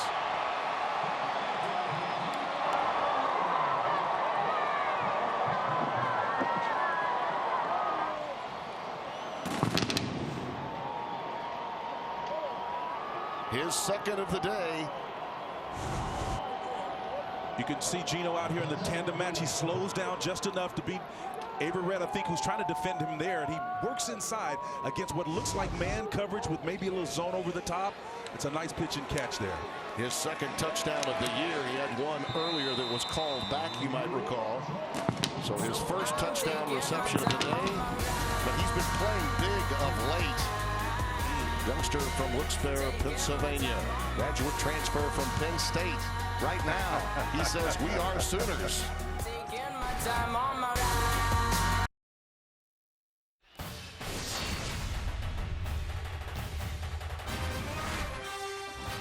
It's been bedlam and then some. Here in the first half, we're tied at 17, 27 seconds remaining.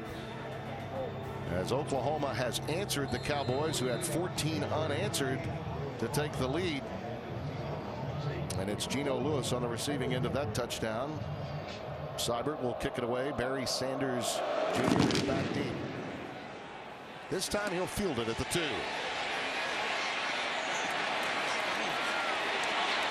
Could you say wake up the echoes? Wow. Barry Sanders gets it to midfield.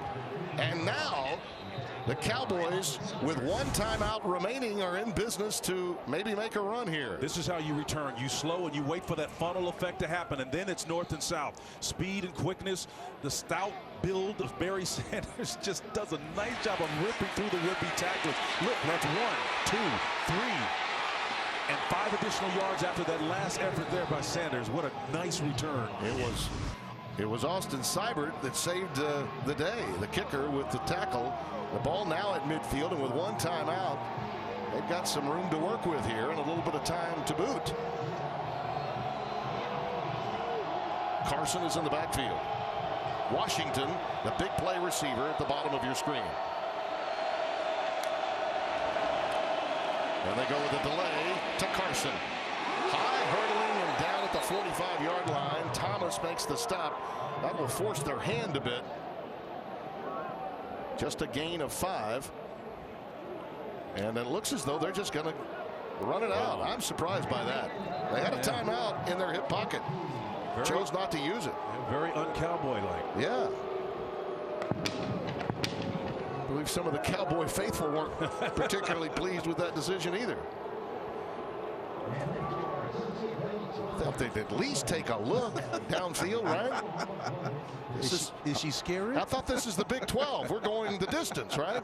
We're tied at 17 at halftime right now. Let's send you to Mike Hill in Los Angeles. I'll let you run with it. And Lisa Hale. It's unpredictable, chaotic, disco, mayhem, and passion, rolled up in a web of allegiance to an institution.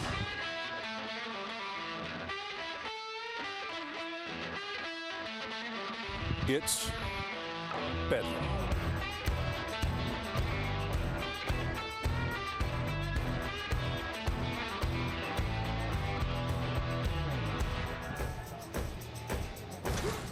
Fox College Football is sponsored by Jared, the Galleria of Jewelry. And Bedlam, the reality series starring Spencer Tillman, will be soon available to you on many of our Fox affiliates around the country.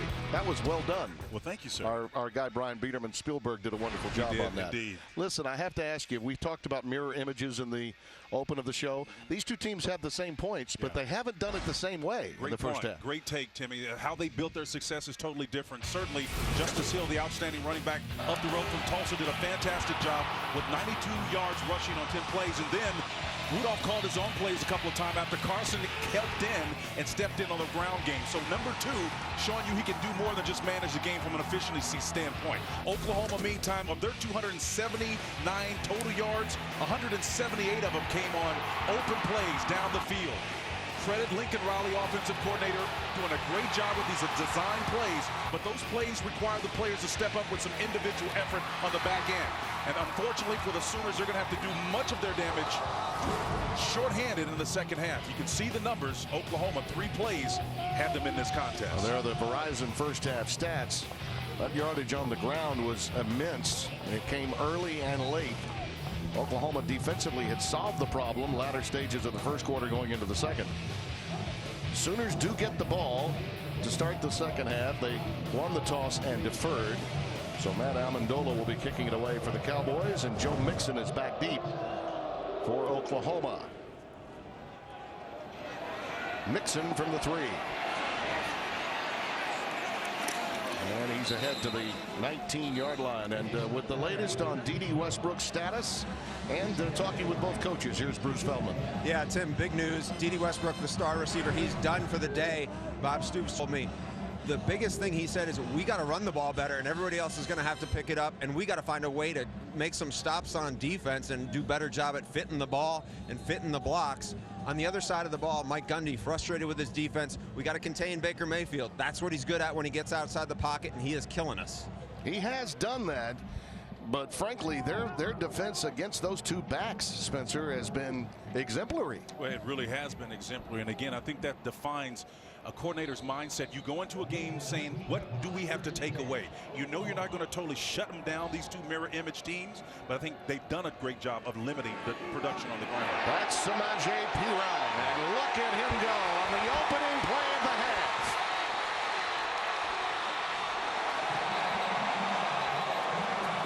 "66 yards, and it's Jordan Stearns, number 13, that saved the touchdown.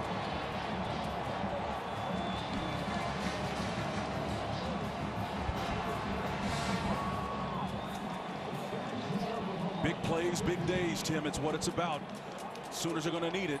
He now has 101 yards on the day after that jaunt of 66. Both now are in the backfield. Mixon joins Perine. And there goes Baker Mayfield on the read. And he gets it to the 10. Ashton Lampkin makes the stop for Oklahoma State. Great players since when they're being called upon to make outstanding plays. Part of what you're seeing here is a result of halftime adjustments. But the other part of it is just sheer passion by a player that understands one of the other complementary points and parts of this offense is down, and that's D.D. Westbrook. So Perine says, I've got to answer. Stepping up big time. Perine comes back onto the field. Dimitri Flowers, the fullback, is out there with him. Out of the gun. Perine down to the 6. 242 of the 343 yards for Oklahoma have come on 4 plays. We touched on the 3 at halftime that put them in position to score. And that last one from Perine was the first really on the ground. In a rivalry matchup, how you build your success is irrelevant. You just got to have more points when 60 is up. Mayfield. Marker's down, and so is he at the 6. And that looks like Mote Miley may have been guilty of the face mask. So a tough break on a 3rd down play for the Cowboys defensively. That's the preliminary indication we get. Personal foul, face mask, defense, half the distance to the goal, automatic first down. Male's the guy that they got. You can see number 90 from Euless, Texas. He's got that hand out there, that left hand, and grabs the cage of Mayfield. Well, he didn't get it by much. No, he didn't, but the head moved, and that's enough for the official to make that call. First and goal for Oklahoma. Pirine in the backfield. Smallwood in motion. Pirine down to the 1.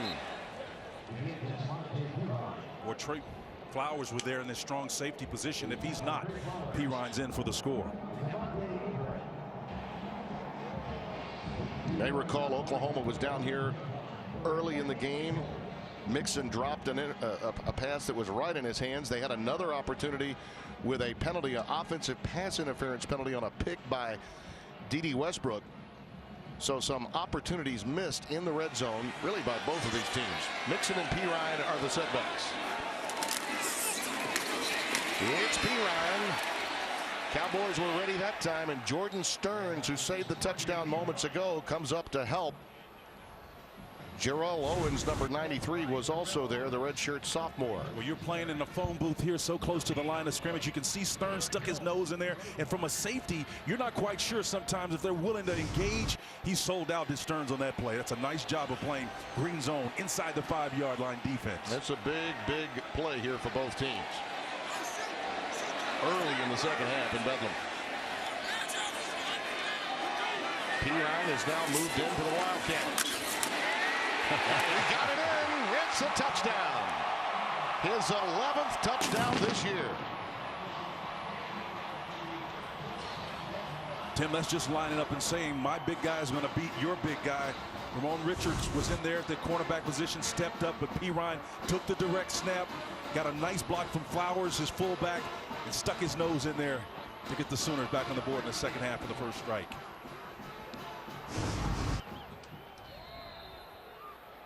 Seibert for the extra point.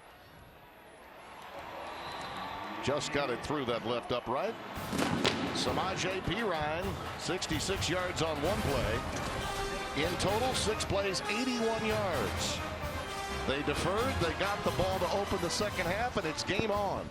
The home team looking for its 9th win in a row and an undefeated Big 12 season. Fox College Football, presented by Jared, is sponsored by Verizon. It's always a great gift on Verizon. By Coca-Cola, taste the feeling. And by Hyundai.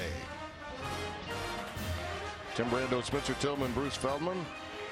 It is a rivalry game, and right after the last touchdown, Baker Mayfield, your team leader, says... reminded him whose house it is. It's his house. Yeah. Get the heck out of here, right? Or something like that. I love it. It's a rivalry game, man. He wants someone to know you don't write a check your mouth can't cash. You come talking to us and send it to it. Barry Sanders is awaiting, and he's going to bring it out. Last time he took it to the 50 before the end of the first half. This time he's undercut at the 20-yard line. Outstanding defensive work that time on special teams. It was Jeffrey Meade that came in there and cut him up, number 15. Nice special teams tackle. And Mason Rudolph, you think about it, the last time he was in the game, he gave Oklahoma State a 17-10 lead. They haven't touched the ball. Yep. Offensively, really, listen, he was in there and handed off one play. But in terms of getting a drive started, his last meaningful touch was on the way to a touchdown to take the lead. Oklahoma had 40 total yards in one quarter running the football. The Sooners now 3:15-6. Nice little blitz off the edge. And there's a little out pattern to Seals. Wow. Incomplete. Jawan Seals, number 81, that inside receiver was working outside on that one. Again, here we've seen this 3 times today. Ball hits him squarely in the numbers, and Seals drops it. Wow. And I don't know that the element, I think they've improved, Spencer, since the first half. It's been a consistent rain, and I know the ball is slippery. Not much wind to speak of.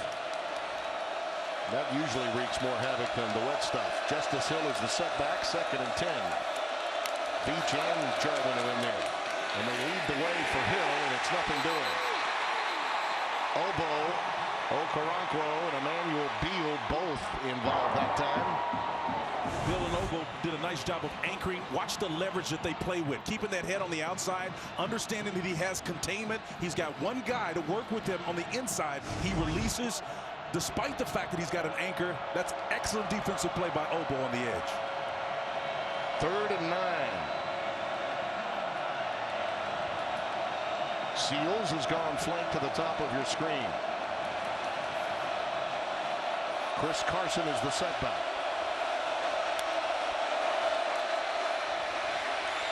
Rudolph, plenty of time.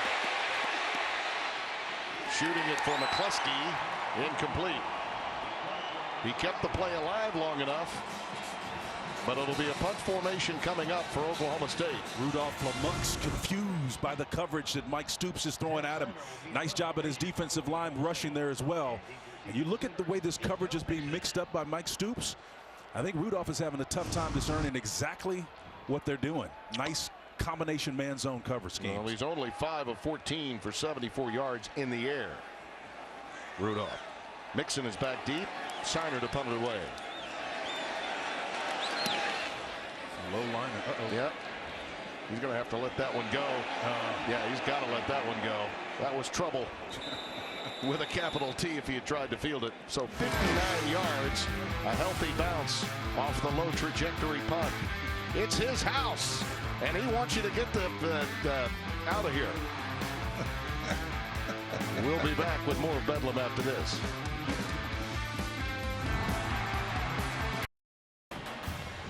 Fox College Football presented by Jared is sponsored by Bud Light.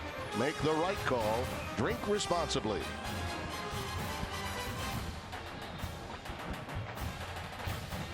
Magnificent setting here. All the years I've been in this business, Spencer, this is my first Bedlam, and it is living up to all my expectations. Well, welcome to Oklahoma, Norman, Oklahoma in particular. And I was talking with Brett Bender just a minute ago about the origins of the term Sooner. Our spotter, Brett That's Bender. Right. When the Oklahoma land run was officiated, the people that went out the night before legally were called Sooners, and then actually were cheaters. So when you hear that, or opportunists if you prefer. Yeah, I prefer or me and math. Here's Pirine going towards the boundary. That's well defended. Ramon Richards and Cole Walterscheid collaborate on the stop. We're relying on you for everything Sooner while we're here. No doubt about that. Yeah, I'm able, willing to provide. Baker Mayfield without D.D. Westbrook for the rest of the game. For those of you that just joined us, he was hit and concussion symptoms and protocol is underway with him. So he will not be a factor here in the second half. So Pirine and Mixon, steady diet of them, one would suspect. That's Nick Basquin, 83, the intended receiver. Flag does come down, but is quickly picked up. And we'll have a conversation over this one, apparently. The back judge threw the flag. Pass interference. Defense number 40. Spot foul. Automatic first down. And that's, Mike Gundy's a little upset about that one. Devontae Averett is the guilty party here. Yeah, number 40 sticks that hand in it, but it's the left hand that we don't see from that particular lane. There you see it release late.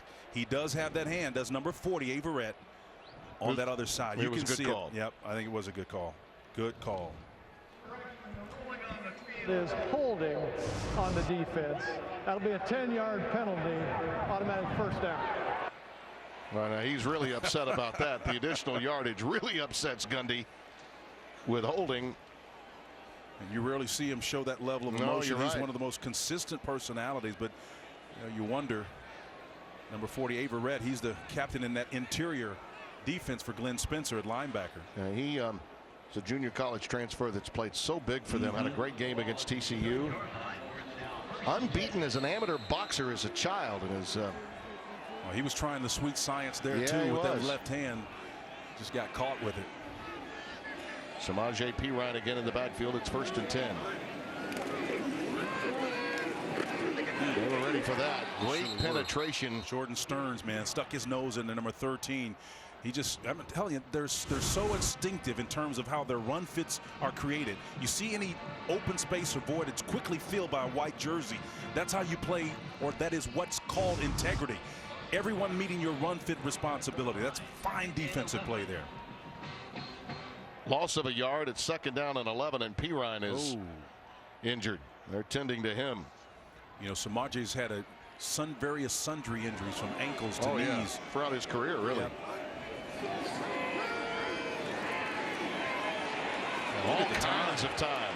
Mayfield ad-libs again, and it's dropped. A.D. Miller, number 13, the sophomore from Bishop Dunn in Dallas, dropped that one right between the 1 and the 3. Well, and I was going to say before that play, this is the kind of a situation with the lead. I would be shocked if Oklahoma tries to speed this up. Again, another drop. Players get lax. They let the ball climb on them and hit them in the chest. Pluck it out of the air. And if you want to be forgiving, stick those arms out there. And if it's coming too hot like it was on that play, that cushion that you're going to provide doesn't allow the tip of that ball to slap you in the chest like that. That's where players get in trouble. It's hard from the depth perception to understand how fast the ball is coming at you. 3rd and 11. Geno Lewis is in the slot. Look out for him. He's been the chain mover today in the passing game. There he is. Move the chains. That's the first down out to the 42. Yeah, Kenneth Magruder Edison defending on that play. Again, just man coverage. And you can see Baker with just a 3-man rush, actually 4-man, including the linebacker, finds a nice job of sorting that ball through the zone coverage for completion. I suspect we'll be seeing number 5 targeted a lot more, Spence, in the passing game with question. Westbrook out. 1st and 10.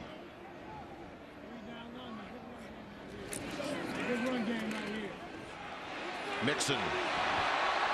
Well, you get that one look, and if you miss in space, it's going to cost you. That time, Stearns could not come up with him in space. Yeah, Jordan Stearns comes up, number 13, but again, that little hesitation move there by an elite running back, wounded as he may be, gets in there for plus yards. 9 yards, and another yard is needed for that first down, and he'll just get back to the line of scrimmage this time. Nice job by the collective Oklahoma State defense for turning that play back inside and limiting the damage. Walter Scheid, Mote Miley, Vincent Taylor have all played big today, as you see P. Ryan making his way back onto the field. Well, there's no mistake about it. The big plays that are going to be required from these running backs, given the fact that D.D. Westbrook is out of this contest, is going to be the deciding factor for Oklahoma. That I'm convinced because of the previous drops. It looks like it slowed him down too. Yeah, it is. That they want that. That's intentional. Out pattern, and there he is again, Geno Lewis.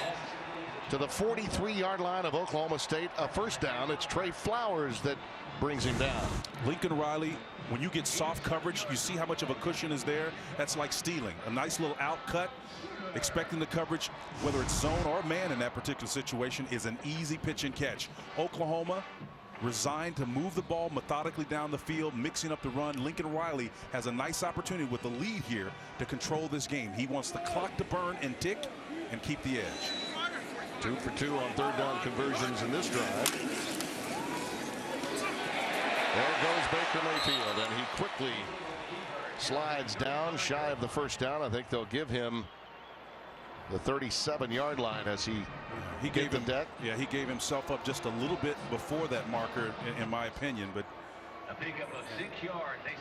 again, I think the beauty of that play was the long ride and mesh to sell that. Baker sold it about as long as he possibly could before he pulled it out and called his own number. 2nd and 4. P. Ryan in the backfield.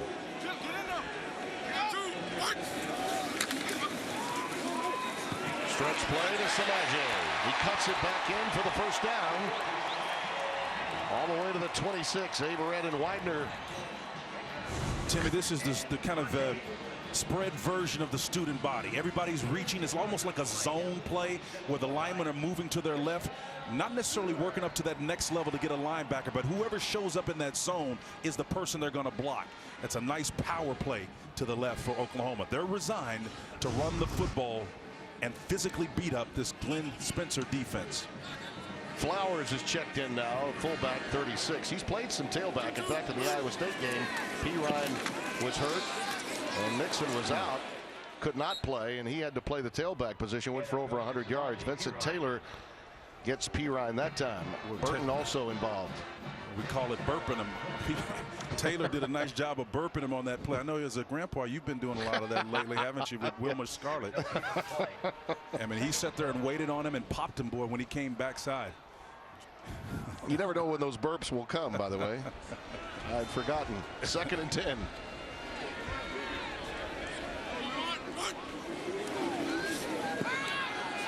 Play fake, Mayfield. Well done to Jordan Smallwood. Yet another first down. This has been a methodical, old-school drive by Oklahoma. I don't know if that ball came out of his hand really nicely, but in looking at it again, it was actually okay. But the fact that he had plenty of time and they're moving the pocket as Lincoln Riley to allow his quarterback to make plays in space and improvise, this is exactly the type of script that they want to follow right now. And they're taking up so much time on the clock. That's the design. They are milking the play clock and the game clock here in the third quarter. Flowers remains in the game in the backfield along with P-Rod. Samaje, boy, they are popping, aren't they? You can hear it all the way up here at the 13-yard line. Chad Whitener and Jordan Stearns collectively get the job done. Looks like there's a timeout on the field by the officials. Brings up 2nd and 8 from the 13. I think they wanted to take some time with the ball and dry it off. Look at that in the second half now, 106 yards. Of course, 66 of that came on one run to open the half by Samaje Perine. But they've been methodical with the short passing game. And with Westbrook, your big playmaker, out of there, it makes all the sense in the world to go this way. And it shows you the versatility that Lincoln Riley has. This is surgery that Lincoln Riley is performing on this drive right here. He's a coordinator with a nice script in his hand. 2nd and 7. Mayfield's got a lot of room and a lot of time. And a touchdown. That's Mixon.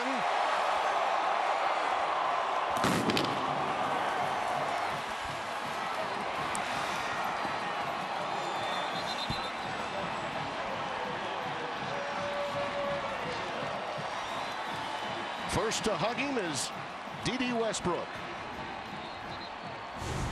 First of all, it's the amount of time that number 6 Mayfield has available to him. Great protection up front, improvisation. Again, one of his elite backs finds himself in a position where he's able to make an improvised play to find open. That's the 4th play of that sort that we've seen. Oklahoma has scored on 3 of them.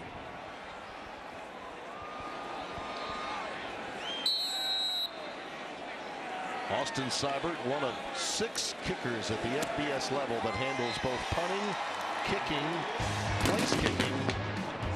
It's a lost art to do it all. A 13-play drive. Surgical procedure being performed by Baker Mayfield with the help of Lincoln Riley, an intellectual property that's going to help OU for a long time.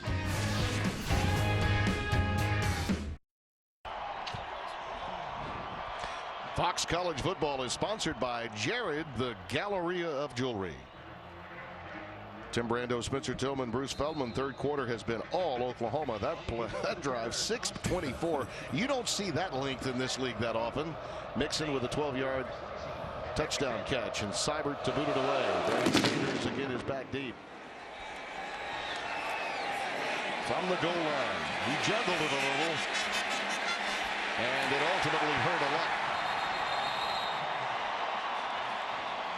A fired up Sooner group, Chance Sylvie there to make the tackle. Oklahoma going for its 10th Big 12 title in the last 17 years under Bob Stoops. No other school has more than 2 Big 12 titles since Stoopsy arrived in 1999.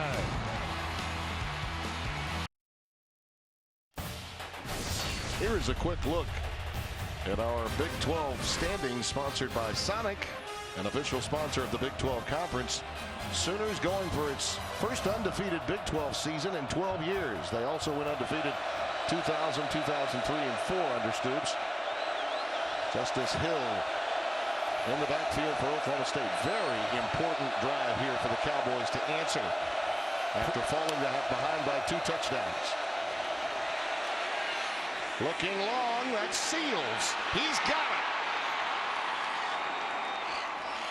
And he's down inside the 35-yard line. Jordan Parker makes the stop, and we've got an injured Sooner. Well, you can see Seals splits that cover 2 deep safeties. And again, that's the weakest part of the field. If you've got 2 deep safeties, it's in the middle. You usually look for the tight end or an ex-receiver coming over. Nice pass, a lot of air thrown underneath it for Seals to get underneath it and convert the completion. And Spencer, I think it's the back of that helmet, the way Parker hit the ground, that is going to be the issue here for him. We talked about it before when Westbrook was knocked out of the game. It wasn't for the hit. It was not the hit. It was the helmet hitting the ground, the second part of it. And there you see that flush hit, and the right arm was also trapped. There's concern, I think, in both areas, both the limb and the back of his head, the way he hit. I mean, he's trying to save a touchdown at that point. Well, he's sacrificing his body, as all these guys do, particularly on the back end. And when you're running at full speed,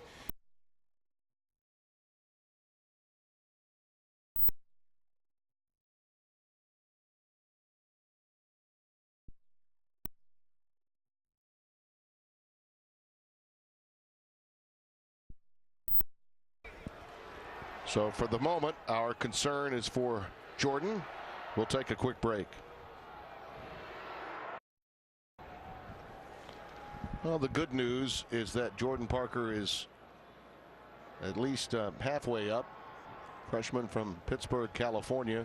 We'll take another look at that play. And the impact that I noticed in real time was when making the tackle, how his head hit flush on the field, but his arm was also tied up.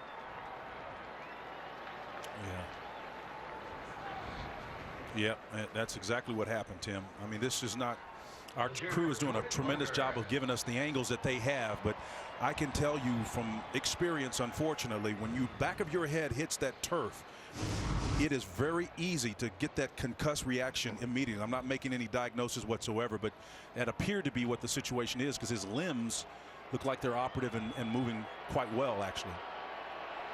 That was a 54-yard connection, by the way. Rudolph had only hit for 74 yards on 5 passes and 14 tries, and that was as big a play in the passing game as he's had all day. So 1st and 10 as the Cowboys try to answer Oklahoma's 2 touchdowns already here in the 3rd. Out of the shotgun, it's Justice Hill, and nothing doing. Oklahoma was ready for that. DJ Ward, number 87, redshirt junior from nearby Moore, Oklahoma, just outside this area. Was Moore, of course, where Coach Stoops makes his home. 2nd down and 10 coming up. Ward's got nice size at that defensive end position where he plays. It's about 6'2", 265, a little bit smaller than what you typically would see, but they give him the latitude to work outside as well. Little pump fake from Rudolph. And on the check down, he airmails it, intended for Jawan Seals. He was there, but he rushed it and overthrew it. And there was really no need to rush that ball because the protection was great. And one of the things we talk about Mason Rudolph, what makes his suite of talent really, really good is because he makes quality decisions. Not so much on that last play. You know, you look at his numbers today, and Mike Stoops' defense has confused him some in the passing game. Only 6 of 16. Carson is checked in on 3rd and 10.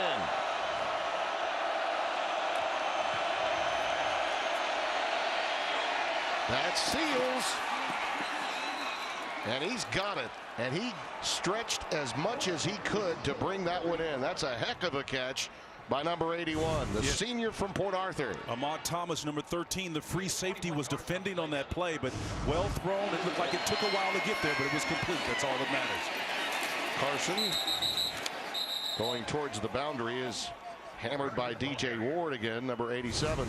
And maybe there's a question that was a catch or not, but you get the playoff, and that really, the nose of that ball hits the ground, and he helps him certainly seat the ball. Too late now, boys. Wow, it's a done deal. Great strategy in getting tempo and getting that next playoff. 2nd and 10. Washington is flanked to the bottom of your screen, 28.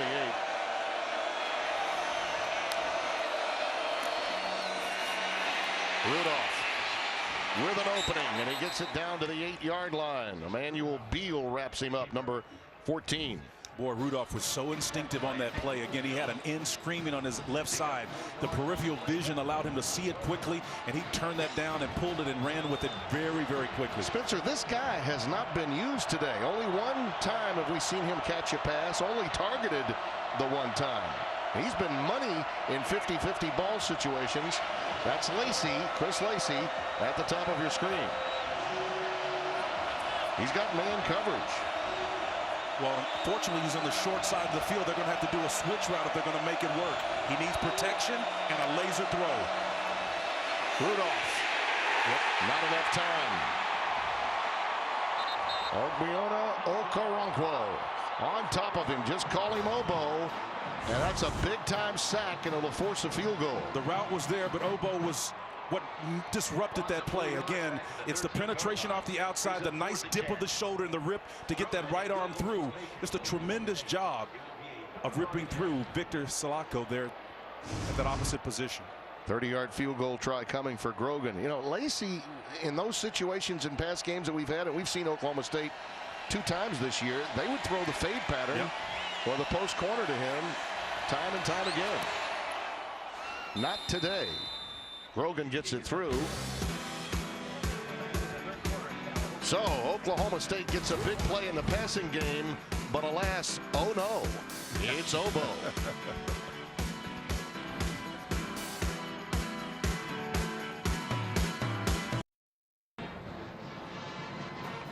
31-20, Oklahoma State responds with a field goal after surrendering 2 touchdowns to open the second half.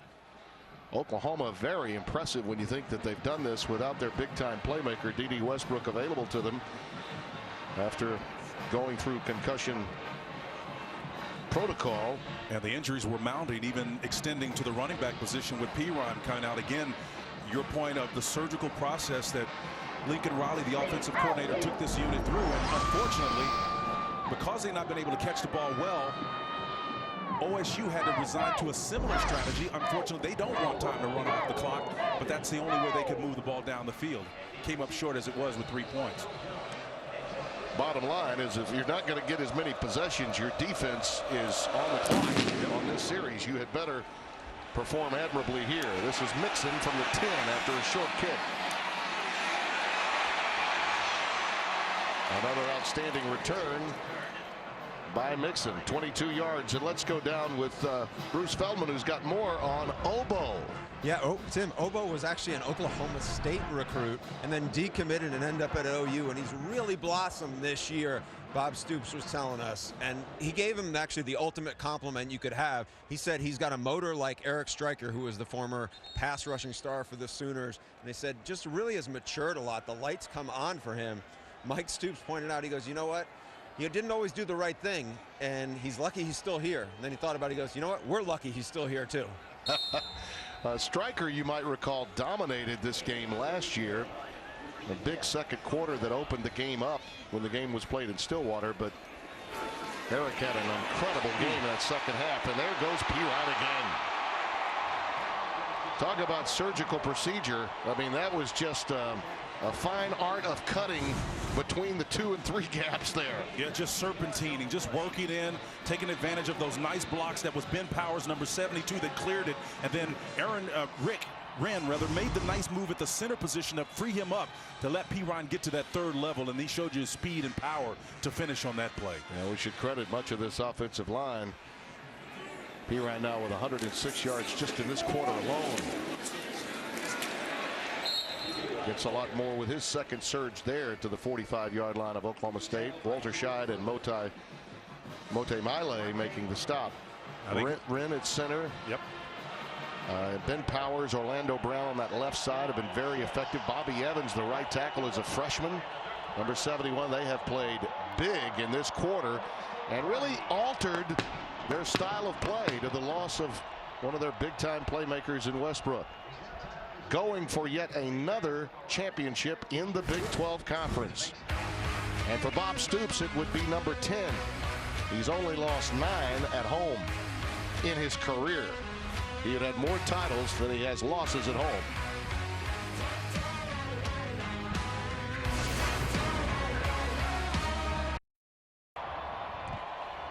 Fox College Football is sponsored by Jared, the Gallery of Jewelry. See the scoring by quarter. Oklahoma, nice choice to defer on winning the toss and electing to receive in the second half, outscoring Oklahoma State 14-3. Those are the first 2 games against Oklahoma State. Today, another epic performance, 145 and counting. He has loved himself some Bedlam. Big plays, big days. The great ones step up when they're called.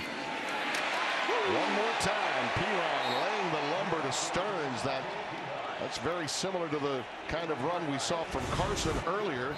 And you see Stearns slow to get up. Take a listen. Oh. That's intentionality. 23 carries, 154 yards. Well, Perine will make you change your mind, and as he did number 13 there. And Jordan Stern, he just ran over, was a tough customer. Yeah, that's one of your big-time tough customers. One of the really outstanding safeties, not just in this league, but in the country. Here's another look-see. Oh, and that was a unintentional, but helmet-to-helmet pop there. Wow.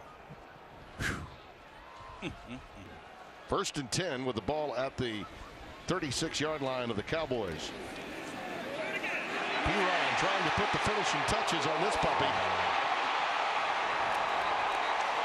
Widener shoves him out of bounds. Kenneth Magruder Edison, number 3, made the mistake of trying to hit Perine around his thighs. Timmy, it wasn't going to work. You see that? That little shoulder top isn't going to make a difference to Perine. You went all Frank Broyles on that one. Look at the thighs on him, Keith. Oh, my. Oh, good Lord. Ball is at the 15. Perine remains in the game. Down at the bottom of your screen is Jordan Smallwood, 17. Just keep giving it to him. Perine stopped by Cole Walterscheid that time, the redshirt sophomore. Perine showing another part of his game as the game wears on, his ability to step out of arm tackles. We know he's powerful, run with his feet close to the ground, but when you are getting into the waning moments of a game and you sense the end, the ability to pick your feet up quickly. Yep. Got a marker up at the top at the 13-yard line. I just noticed it, a late flag, so Brad Van Vark's got the details. After the play, unsportsmanlike conduct, offense number 78. That'll be a 15-yard penalty. It'll be 2nd down. That's number 78's first unsportsmanlike of the game. Not a wise choice by Orlando Brown. Yeah, but they like him because he's nasty. He is nasty. He's nasty, and that's exactly what Lincoln Riley likes. Not so much getting the penalty there, and Bob Stoops certainly doesn't like it either. Doesn't meet his approval. But sometimes if you're playing that left tackle position, the most important in terms of protection on that offensive line, you've got to have a little bit of an edge to you. He plays that position for Bob Stoops like a defensive player. He's an offensive guy with a defensive player's mindset. I think Bob is smelling the kill here, and now you're backed up, and a big-time negative play makes it 2nd and 20. Again, Smallwood flanked to the bottom of your screen. Lead to the top. Perine on the stretch. Ball is on the loose. Wow. It's loose. Oklahoma State's got it. And Perine is down. It's Kenneth Edison Magruder on top of the football. He got the recovery, number 3, the free safety. How ironic of that. Kenneth Magruder Edison is the guy who got boat raced just a couple of plays ago by Perine. What a turn of events. Boy, from play to play, each player brings a memory of the previous, and it makes a difference. Let me tell you something. I mean, at the moment Perine got the ball down to the 15-yard line, they were smelling putting this one away. Then comes the unsportsmanlike, followed by a fumble, and it's a rivalry game, ladies and gentlemen. It is not over. Justin Phillips got it free, and Kenneth Edison Magruder on top of it. Cowboys remain alive in Bedlam 2016.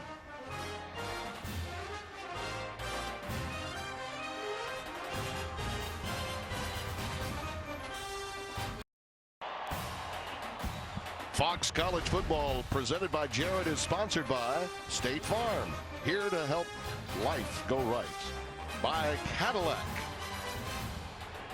And by T-Mobile. Switch to the network built for unlimited data. Samaje Perine being taken to the locker room. Justice Hill is checked in after Oklahoma State has the football on the turnover and remains in touch with Oklahoma here in Bedlam. Ahead to the 25-yard line goes Justice Hill, the freshman from Tulsa's Booker T. Washington High School, as you see P. Ryan getting some assistance to the locker room.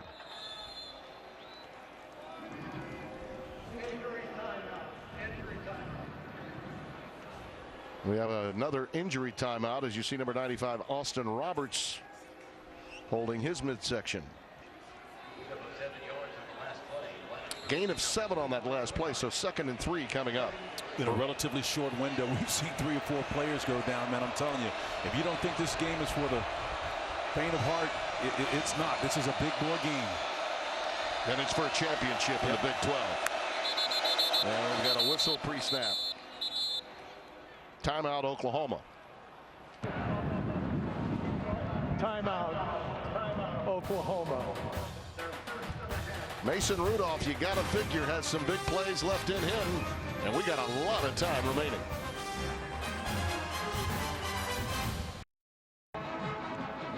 (31-20) our score. Spencer, I know it's a numbers game in a lot of ways, and as you like to say, we live in a world of images and impressions. Yeah.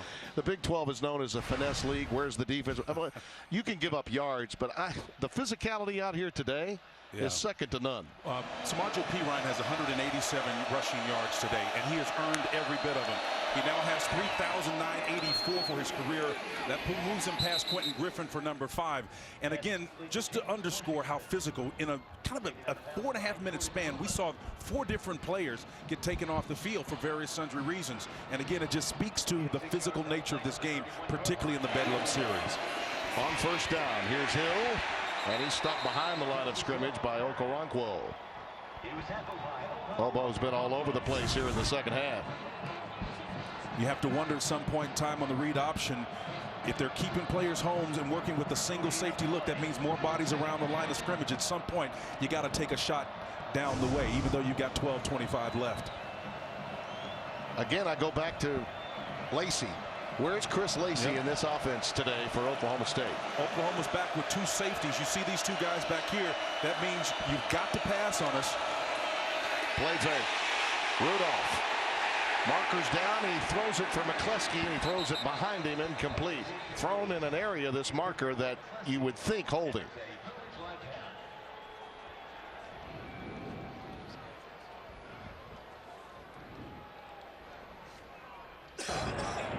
Holding, offense number 60. That penalty will be declined, brings up 3rd down. Well, the right tackle's trying to make plays, and again, it's really tough when you're sitting out here, particularly with the wide 7 technique, a smaller guy working underneath that's able to create a 2-way go for himself. It's scary for a tackle to be out on an island like that with the 2-way go with a guy who you weigh less than 60 pounds less than you do. They decide to take the down rather than the yardage, Oklahoma. 3rd and 10. Carson in the backfield, and Rudolph lets it fly, and that is Blake Jarwin. And the burly tight end races for the punt. He got to the sticks. He may be just a little short by about a half yard, but certainly in go-for-it range if they determine that 4th down is worthy of it. And Emmanuel Beal made the stop. They're going to go tempo on 4th down, effectively putting the game on the line right here. The ruling on the field of a 1st down is under further review. Okay. Well, you know, sometimes I think that works against the offense. I don't know that that's something Mike Gundy really wanted. Well, the fullbacks have not been a factor in this game very much for Oklahoma State, and we've seen them deploy them effectively. You can see that Blake Jarwin gets his head down, and that ball maybe looks like it's right on top of the line. I think he's short. You think he's short? Oh yeah, he's short. Yeah. And they're never going to change the mark. They never change spots. But it's not his call. That was just an official's decision. And I think a lot of times that's just luck of the draw. Yeah. You know, they were ready to go tempo and use speed to get the 1st down before Oklahoma could set up defensively. Well, certainly at this point in the game, with the Cowboys trailing, pace and tempo as a tactical advantage is one that should work for them, but they've got to pick the right spots. And when you get, for whatever reason, a play stop, it's slowed down or stopped because of a measurement, that impedes your ability to execute your game plan. You know, they went to this cowboy back thing a couple of years ago. Gundy was talking to us a little bit about it. They've had some success both with Blake Jarwin and with Zach Veach, numbers 47 and 86 respectively.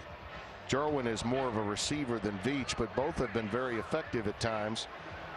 The problem here is that, you know, you've lost the suddenness of whatever the call is going to be on your part by virtue of this review of the spot. And you're putting the game on the line, Spencer, with, gosh, just under 12 minutes left. If you determine you're going to go for it, do you think he might just go ahead and opt to punt?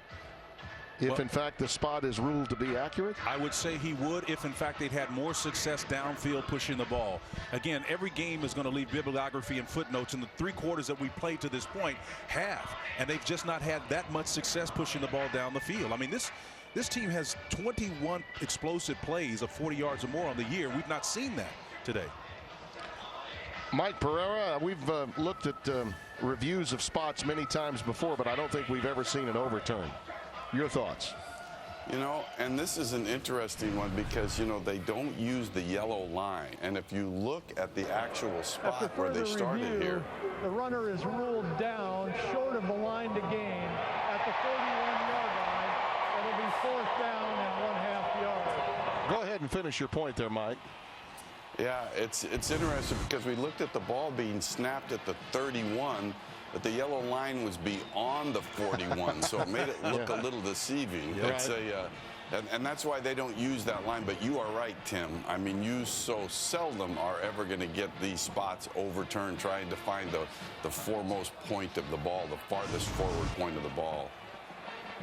It does appear, thank you, Mike, it does appear they have opted to punt it away, Spencer, and I like this call by Gundy. Yep. No reason, particularly given the elements that we have today. That's right. And the turnovers we've already seen, why put the game on the line right here? I agree 100%, and that was the point I was attempting to make. Again, the issue is you've not done anything from an offensive standpoint in terms of pushing the ball down the field, in terms of explosive plays. Just don't make a mistake. You've got a shot. Timeout. Oklahoma State. Well, maybe they're going to rethink.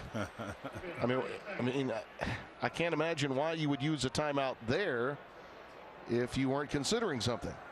It's very rare would you see that guy right there, one of the sharp, underrated coaches in America, make a mission-critical mistake in this type of situation.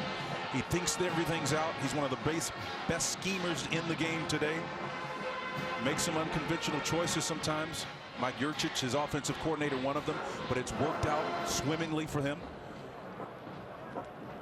A reminder, tonight it's the Big Ten Championship on Fox. A showdown. Corey Clement, number 6, Wisconsin. And Trace McSorley at number 7, Penn State. Coverage will begin at 7 Eastern on Fox, or you can watch live on Fox Sports Go. When you look at the top 10, I know a lot of people have penciled in Washington, and understandably so. It was an impressive win, Tim. I present for you, though, the 127th in FBS non-conference schedule. And if Penn State beats Wisconsin big, a la Ohio State, over Wisconsin 2 years ago, the debate will rage on. They are going for it. They are putting the game on the line, and Carson's in the backfield. Oklahoma's playing a soft nose technique. If they want to run it over the 0, they could. Carson, it breaks free. Pretty good call by Mike Gundy. And as you said, he and Yurcich know what they're doing. Yep, here's the soft zone that I was talking about here. Over the nose, it was a flex position. Oklahoma got gashed on that one. 1st and 10, Rudolph lets it fly, and that's Veach, that Cowboy back that we were talking about. So he and Blake Jarwin, the Cowboy backs, a la tight end H-back, have made the 2 influential plays in this drive. Beautiful series of plays by Mike Yurcich, the offensive coordinator for Oklahoma State. He, too, now had his surgical garb on, working down the field nicely. They go out pattern, and that one was almost picked. Carson coming out in the flat, and Jordan Evans had a beat on it. And had he maybe another step, it could have been 6. Yeah, Evans is the inside linebacker again, using that right hand, and he committed to it. And the point is, if that had been a defensive back with a little bit more body control, he probably would have picked that one off and headed the opposite direction. But Evans is a bigger linebacker sort, right here out of Norman, Oklahoma, 235 pounds. Nice breakup. Played big in that West Virginia win, he did. Most recently in Morgantown. 2nd and 10. Love the way Rudolph is taking his time to get in the right play, identifying the inside back. Hill on the stretch play. Spun down by Stephen Parker, number 10. Out the strong safety, boy, he wiped that play clean, and Parker came up and played physical at the point of attack there. Just 204 pounds from Tulsa, Oklahoma. He's a junior. That's what you want out of a strong safety. Excellent play. All right, 3rd and 10. Big play here. What do you suspect? Well, you got the wide side of the field. You got a twins package there. You got all kind of route combinations. You can run a vertical route, but what's going to dictate it is the coverage. Look at the pad that the two safeties on the hash and on the 20 are giving the two receivers. You need protection to let them get past coverage. Oklahoma's going to get a timeout.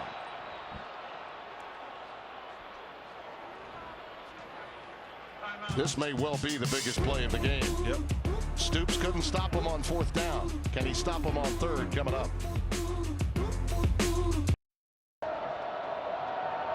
Fox College football sponsored by Jared, the Gallery of Jewelry. This is an interesting call on 3rd down now, depending upon whether Mike Gundy is thinking 4-down territory or 3 downs or try the field goal.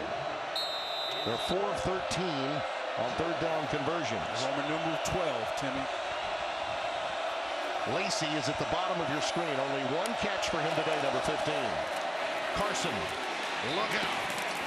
Look out. He gets it down to the 21-yard line. That's going to be 2 yards shy. Now, consider this. Ben Grogan, your kicker for Oklahoma State, is 15 of 16 inside the 40, but he's only 1 of 4 beyond the 40-yard line. And here on 4th down, they're calling upon him to kick this one, and they're going to set it up now at that gain got them into his range, into his wheelhouse. So they're going to go for the field goal here. That play was designed to get him inside the 40, where he's been money. 38 yards the try, and he hooked it.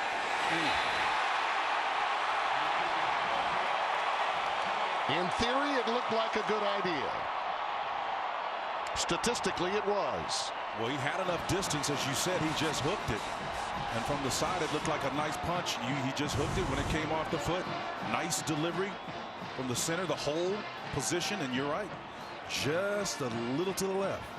But that play design, Spencer, that call was made with the idea that we're extending this game, and we're going to count on our field goal guy to make it a 1-possession game. Well, Tim, it's cliche, but it is so true. In big games, they typically are lost, not won. There's usually a mistake, whether it's a hook, whether it's a drop pass, or a fumble. And Mike Gundy understands that, but he also understands he has the capacity to score quickly. Something they've not done today, but they still have it. We'll see if it's deflating for Oklahoma State defensively here. Mixon.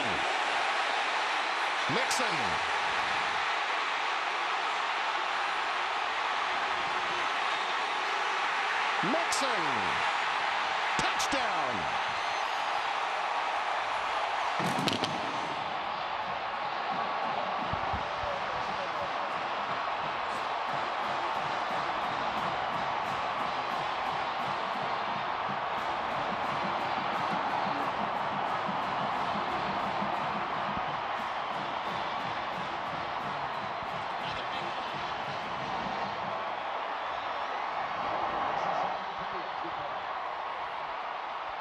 Another huge play.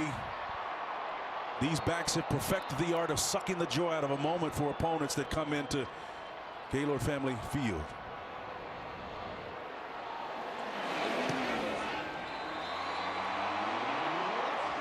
It's an emotional game, isn't it? It is indeed. Oklahoma State had it right where they wanted it. Then statistically, something that they were playing for did not go their way. Heads were hanging, shoulders were floundering, and Joe Mixon stirred the drink that the Cowboys could not stand. Oklahoma is on its way to claiming Bedlam.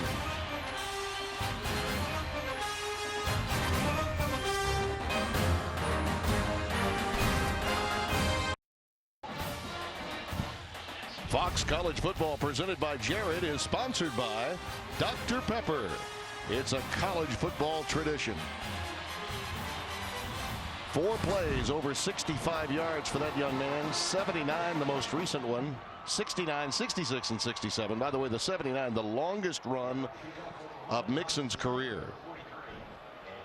And you could just see that one coming. From the moment the field goal was missed, it was as if the air went out of Oklahoma State and it transferred to their defense. Yeah, once he got to the second level, Spencer, it was over. It was. Mixon did a fine job of just taking the dagger and sticking it in their heart. 11 rushes now for 99 yards, along with Pirine. They formed a formidable task here, coming in against Glenn Spencer's defense, which has done a great job against running back so far this year. Pirine with 187 yards.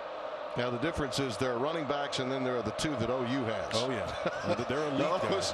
That's a great tandem. When they're both healthy, it's just hard to beat. Here's Sanders from the goal line. Barry Sanders trying to do it again, and it's Seibert who tackled him at midfield at halftime that ushers him out here.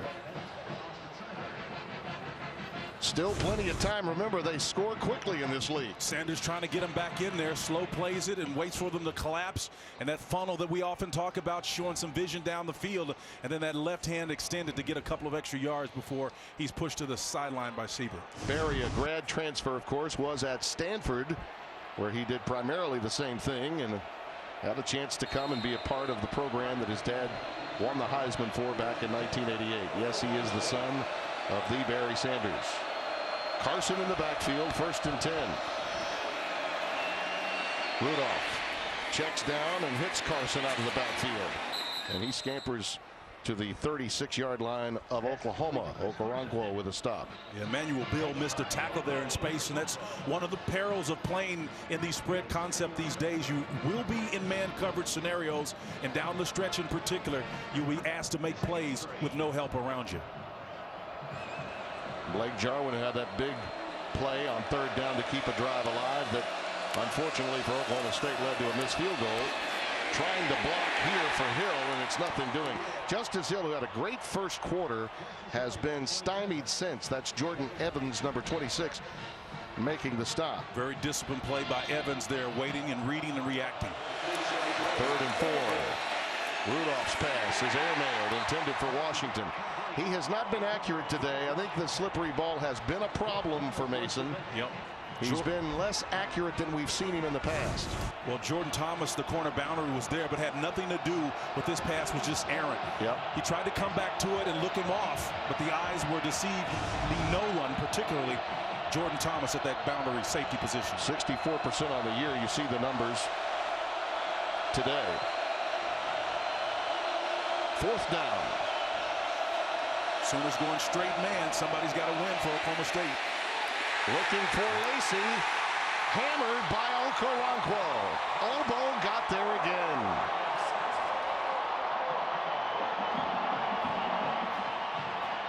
Well, they've just been unable to handle number 31.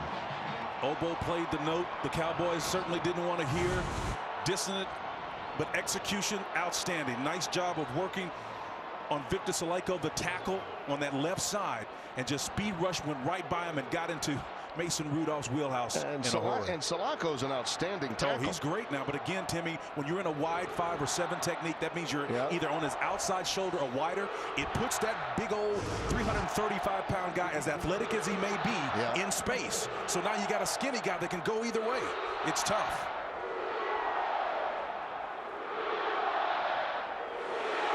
Some scene as Boomer Sooner begins chanting at Owen Field inside Gaylord Family Memorial Stadium.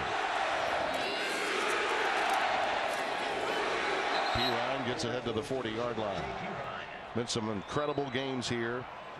One of the games of the century was played. Nebraska, Oklahoma.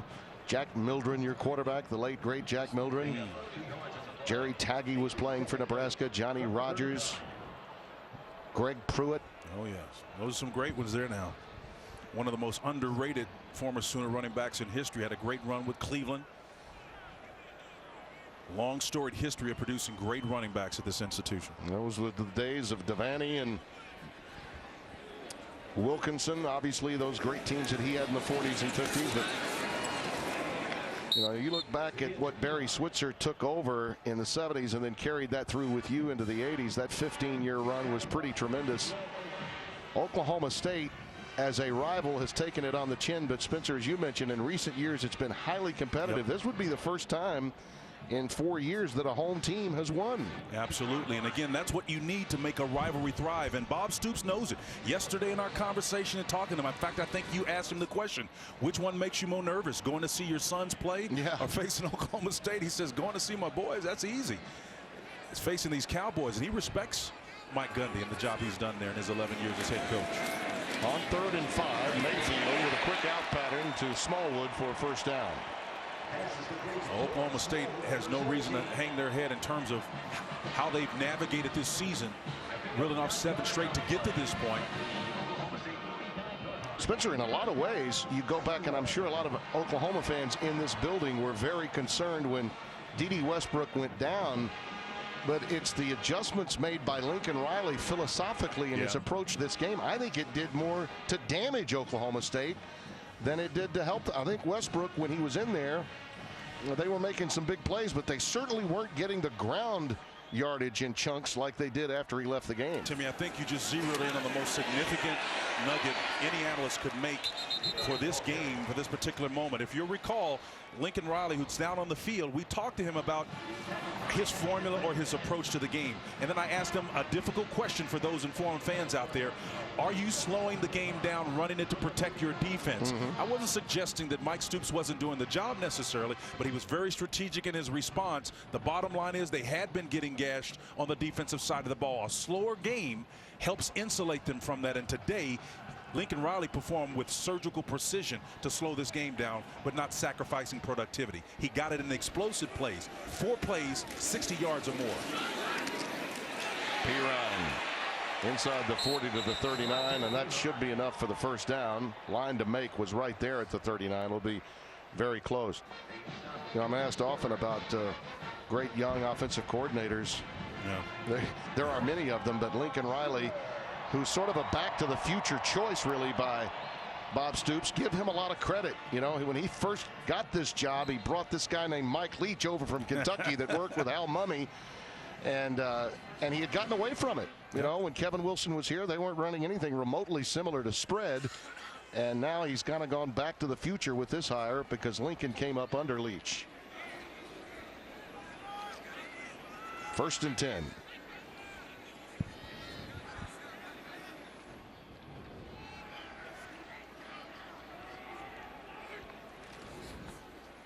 Give it to P-Ryan again. He's ahead for about 4 there to the 36-yard line. Stearns make the stop, and our progressive performance of the game, this one's pretty simple. It's the combination of P-Ryan and Joe Mixon. The perfect elixir for the Sooners today. Weaving and bobbing for big yardage. P-Ryan doing the heavy dose, showing you got to come with all of it if you plan to tackle me. And then the elite execution by Mixon. We hadn't seen his hands today, but he sure can run big time, Timmy.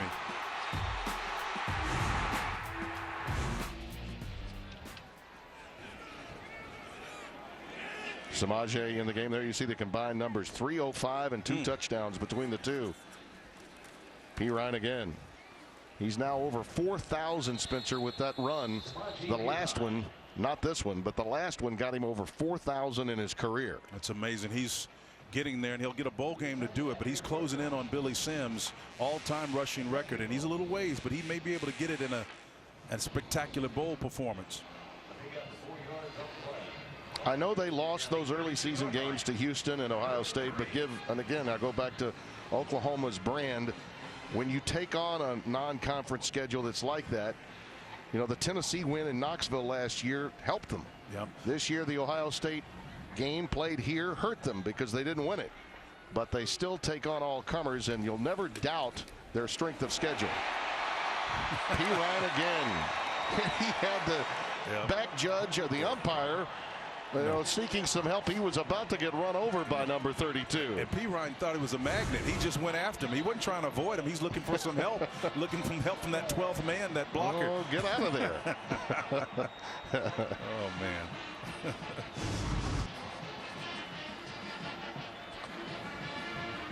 What a talent he is when he's 100% healthy.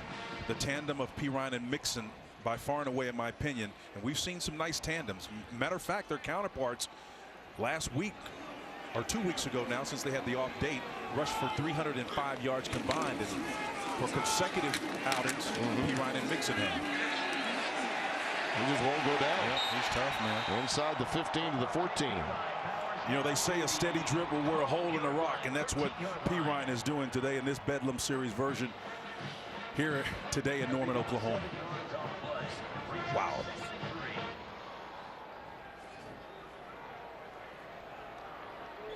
Second down and 3 coming up.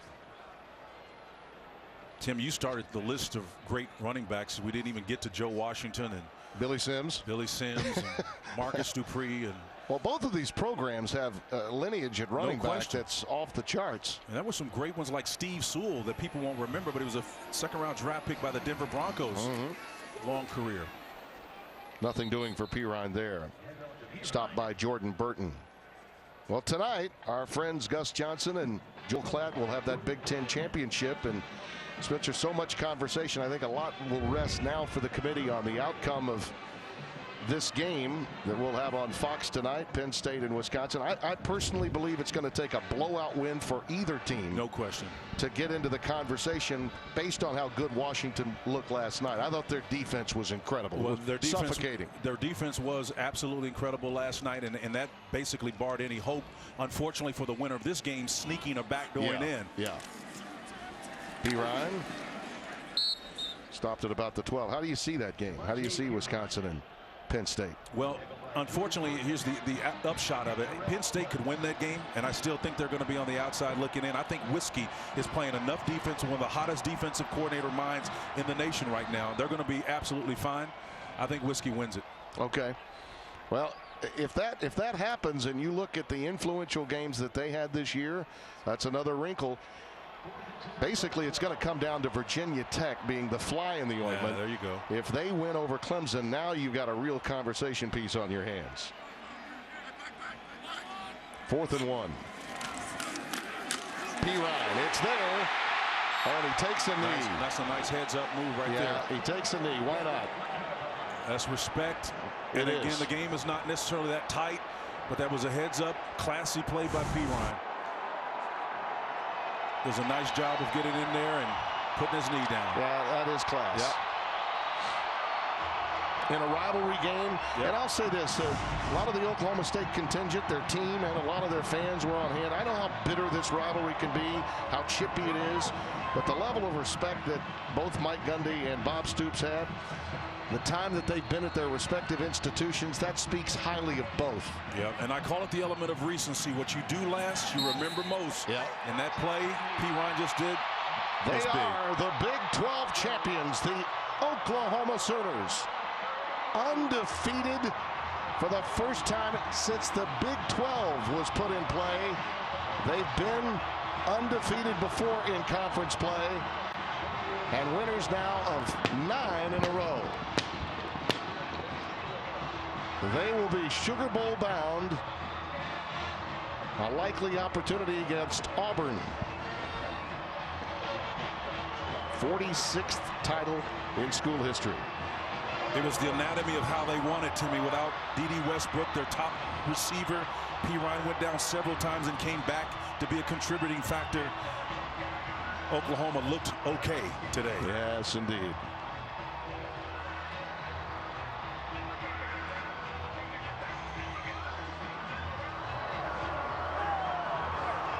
Incredible performance for Baker Mayfield. And those running backs that he had with him, oh boy.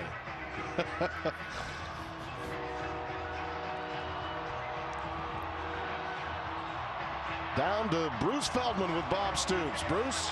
Coach, you told me after the start of the after halftime, you guys got to run the football better. What changed with this group? You know, just the execution. I know Coach Biedenbow made some adjustments with the O-line after seeing what they were doing. The guys blocked well. Samaje and Joe Mixon were great, running, powerful guys running the ball. The whole script flipped, and then defensively we stopped their run game, and we started running it, and that was the key to winning. This is the 10th Big 12 title you've had in 17 years. What stands out about this group? Just special. I've been blessed beyond belief with administration, great players, great staff member, great coaches, assistant coaches. So we've got a great team of people here working all together, and I've just been fortunate to be in front of it as a head coach. All right, Coach, you got a trophy to go collect. We'll see you in a minute. All right, thank you. Thank you, Bruce. The Sooners have now, under Bob Stoops, won 10 Big 12 championships. That is one more win than he has home losses in his career. That's impressive.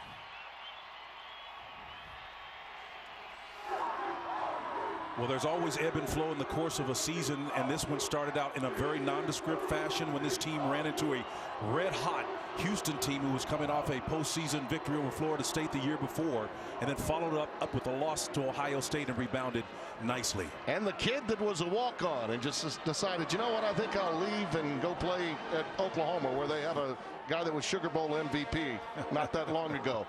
Baker Mayfield is standing by with him. Baker, it looks like where you wore that shirt, you were ready for this game and what the outcome was going to be like. What really stood out to you when you lose Dede, your best receiver, and obviously Samaje got banged up? What did you guys have to do to win this game? I just had to have the next guy step up. I mean, we've had that all season. We've had guys get injured on both sides of the ball. So, I mean, we had the next guy step up, making plays, and then the offensive line's playing great. We were able to run the ball. Looks like the Fu Manchu did you pretty well. Are you going to keep it for the rest of your time here? No, I think my lady friend might get mad if I have to shave it, or if I don't shave it. For you guys to close this out and win it here, this is the first time in Bedlam the home team has won in 4 years.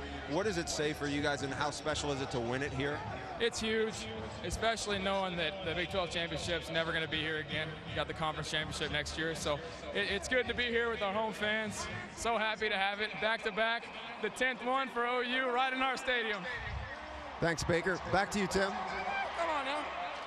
That is some leader, that young man right there. The junior from Austin, Texas, Lake Travis High. In a world where if a quarterback doesn't get to play quickly, he goes someplace else, he decided to take on the challenge of competition to become the quarterback at Oklahoma.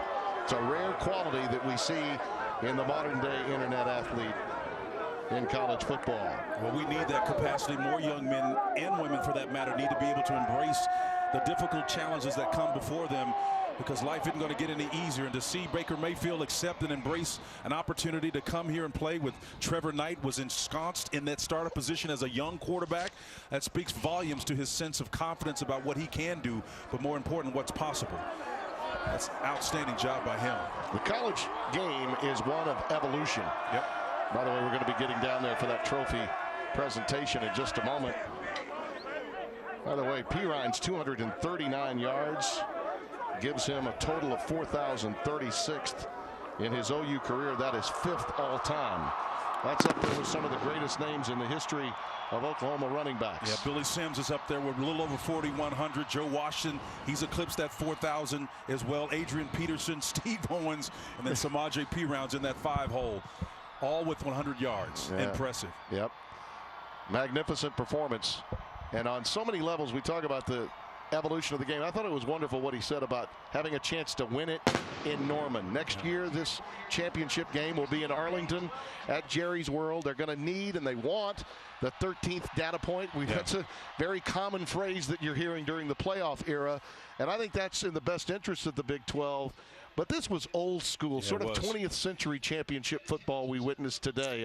A regular season game played in a home field and a title won. So much about success in the college game today is about how you adapt. Yeah. It's about adjustments from half to half, quarter to quarter. We saw the transition from the first quarter to the second quarter.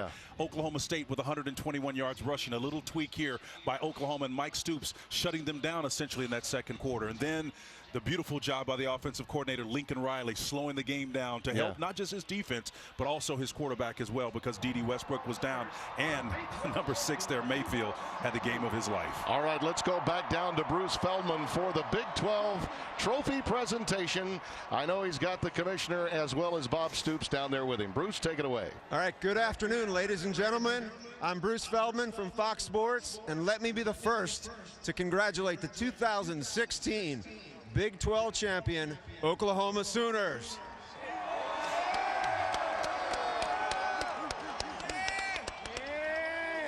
Okay. With me here is Bob Bowlesby. He's the commissioner of the Big 12. I think he has a little presentation for you guys. Coach Stoops, President Boren, Director Castiglione, and a terrific football team.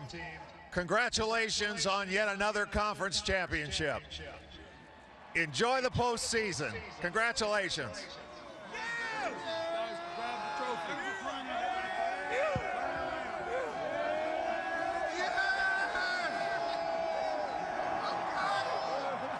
I think we're in Africa. Let's get ready to take our picture. Oh, yeah, I need to be in this one. Oh, yeah, Will. Bob, you guys started out 1-2 this year. Some people wrote you off. You guys are here now celebrating this. What do you say about this team and how they battled through everything? Just very resilient, had a great positive attitude, kept our confidence, and the guys just kept improving each and every week. All right. Thanks, Bob. Congratulations. All right, let's get for it. Yes. Congratulations to Bob Stoops and his Oklahoma Sooners, champions again in the Big 12 Conference. 9 wins in a row. Amazing. Well, his running backs certainly played like Heisman candidates today, both of them, Pirine and Mixon. But how about our final Nissan Heisman watch of the year, Spence? You know, it's ironic we didn't know that D.D. Westbrook was going to go down, so we actually slid him in that. It was based on his performance before. But I still think Jalen Hurts, who could become the first true freshman to go wire to wire and win a national championship since Jamel Holloway did it back in 1984-85, our year. So it was an outstanding performance. He's got a chance to do that. And again, by the way, Fox's own Troy Aikman was the quarterback of that team. Broke his tibia against Miami, and then came Jamel, and we ran the table from the rest of the way out. The Oklahoma Sooners win Bedlam, and they will play in the New Year's Six Bowl, more than likely the Sugar Bowl in New Orleans, with Auburn out of the SEC on the other side. The Taste of Winning, sponsored by Coca-Cola. And the Sooners won again, their 10th title, and Bob Stoops yet again is riding high in the Bedlam series. We'll be back to wrap it up here on Fox after this.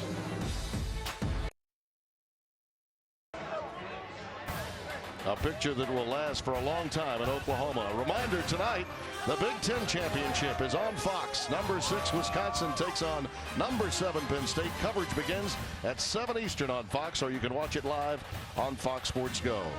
Our many thanks on this, our final broadcast, to our producer, Eric Billickmeyer, Director Doug Freeman, our Associate Director Brian Biederman, and the Broadcast Associate Justin Tolbert, Brian Colucci, our Computer Statistician, Scott Alexander, Brett Bender up in the booth, and our leading technical team, Bro Moore Jr. Marvelous job by all. Well, the score was 17-10 with 90 seconds left in the first, and Oklahoma closed on a 28-3 run to take Bedlam. For Spencer Tillman, Bruce Feldman, this is Tim Brando saying so long. Bedlam belongs to Boomer Sooner.